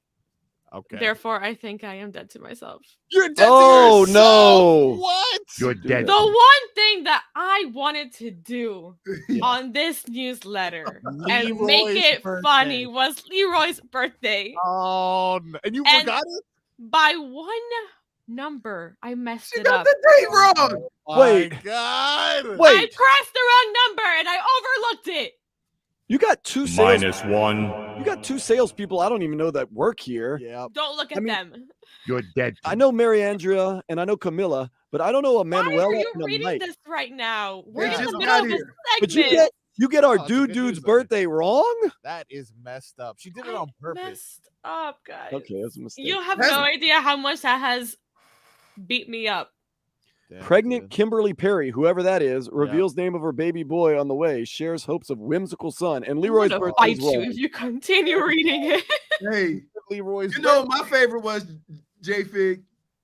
What? Plenty of pictures of yourself though on here. Guess big. whose picture? Guess whose birthday's on? The June jo- 24th. I don't know. I didn't look at those birthdays clearly. What? Joseph Joseph Rose. Rose. Oh, So there's a list that I was given, and I just copied and pasted it. I didn't look at any of the names. And then you added my name. Then I added your name on top. What does hashtag IYKYK mean? If you know, you know. I guess you don't know. I obviously don't. Okay. Damn. So dead to yourself. You know what? I think That's so. honorable. All I wanted to do was honor our boy, our guy. Yes. Nope. I wanted to show some love and I will respect never know his because he birthday. has been always it's not on the list. And actually, he's Right. not on the list. Wait, think about this. I have the list and you're not on it. I've been here longer than everyone except maybe 4 people. Yep. Never been on the list. Never been on the list. And I don't get it. Always I next don't year, buddy. get it. You're Well, not on the physical list. Not on the list. And I don't think I can edit. I'm going to tell them though, because this is outrageous. Nice. Dan, anyone dead to you? Anything? Yeah, absolutely. Just got back from the woods. I was $50 pizza. Okay, No can you tell me way. what's going on that you don't like the country? What's going Oh on? my Because God. I've been wanting to go to that place. Look at Dan. Don't go. It was a You rough- know what he is in the woods? scared. Naked Maybe- and afraid. I'm an appetizer in the woods. Bait. Appetizer. Yeah. He actually was naked and afraid this weekend. I was for a short time, and then my car broke town, and then I Yep. had they took their time. They didn't get anything fixed. Dan, how long could you make it in Naked and Afraid? How long could I? Yeah. Can't. I mean, a solid like 7 or 8 minutes, man. That would be Yeah. easy. That's good. Hey, But- I'd make it all the way until either something bit me on the ass or something rustled in the bushes. All right. So about I'm 7 or out. 8 minutes also. I'll fight a bear. I ain't scared of that. It's not the bear that it's You the ain't lack fighting the of bear. He gonna be cleaning his teeth with your fibula. it's the lack of dive bars that's gonna get to him. You're going to be his floss. Yeah, well, that's maybe why I shouldn't be in the country very much. Me, So can that bear had my big ass on the rotisserie. He's just toothpick. He's Pretty lost it good. away. So why don't you like it? It's It was just he had not a for me. bad time. He Had a really very bad, had a rough, time. had a rough patch, a rough go of it. Is this something we're not supposed to say on air? No. It's just I'm not made for the woods. Yeah. Look at me. Look at me. Interesting. Too handsome. Do for you the think woods. I would be made for that part of the country? I think you would be okay, Figgy. Yeah, Okay. kayaking. Well, yeah, because hiking. all you got to do, hey, if you go in the woods where Dan went, just bring Papa Fig. It's all over. Eduardo is Oh, the what? problem. Eduardo's easy. He built camp. He said, "We set up camp here. Go good. get me some sticks and some leaves, and he'll build a house, and y'all be all yeah." He'll And have then he'll say, "I'll be back." He gonna come back with like a bear fur or a big deer fur with the meat on his back, and y'all gonna eat good, He's a right? man. Go fishing. He just gonna look, put some glasses on, and just go with a spear and come out, boom, lobster. Like, come on, Oh, Yep. he'll cook you a mean seafood dish for sure. yeah. Does he know You're about dead. paella? I'm telling you, if I'm going in the woods, Eduardo. I'm the first person I'm calling. My dad's a Eduardo. seafood guy. Yo, Eduardo. Happy Father's Day, Eduardo. Marcos, Yes. what's dead to you? dead to me? Morant. No, he's not dead to me, but there's a title here that says Morant will be suspended for the entirety of the 2023-2024 season. Why is that dead to me? Because it was reported by Butt Crack Sports. Cool. Rick, a friend of mine. I got a text yesterday from a friend of mine saying Morant out for the entire year. And I'm checking sources, I'm checking Shams, I'm checking Twitter, I'm checking all possible things I can just So to come to find out. Butt Crack Sports. I knew there was a Ball Sack Sports. No ball sack. Now there's a Butt Crack Sports. All these fake sports pages, dude. I've had enough, and you're dead to me. Hey, look. I think I like that one better. That's even funnier than ball sack sports. Butt Crack Sports. It looks You so like that? official, though. You look official. They do look official. So, Leroy, hard maybe seeing me tonight at Gramps for Indie Game Hot Night. I gotta tell you, You just No, told me- there's nothing that turns me off more than indie music and $50 pizza. Huh. So maybe. So that's a possible. Tobin out. He'll be back Monday. Good company. For J Fig, Leroy, I'll see you later. Marcos, All right. named in. Happy Father's Day to all the Happy Father's fathers. You know Yeah. who you are. New father. That's Hawk, the boy. Crowder, Solana, Jimmy, the whole crew next.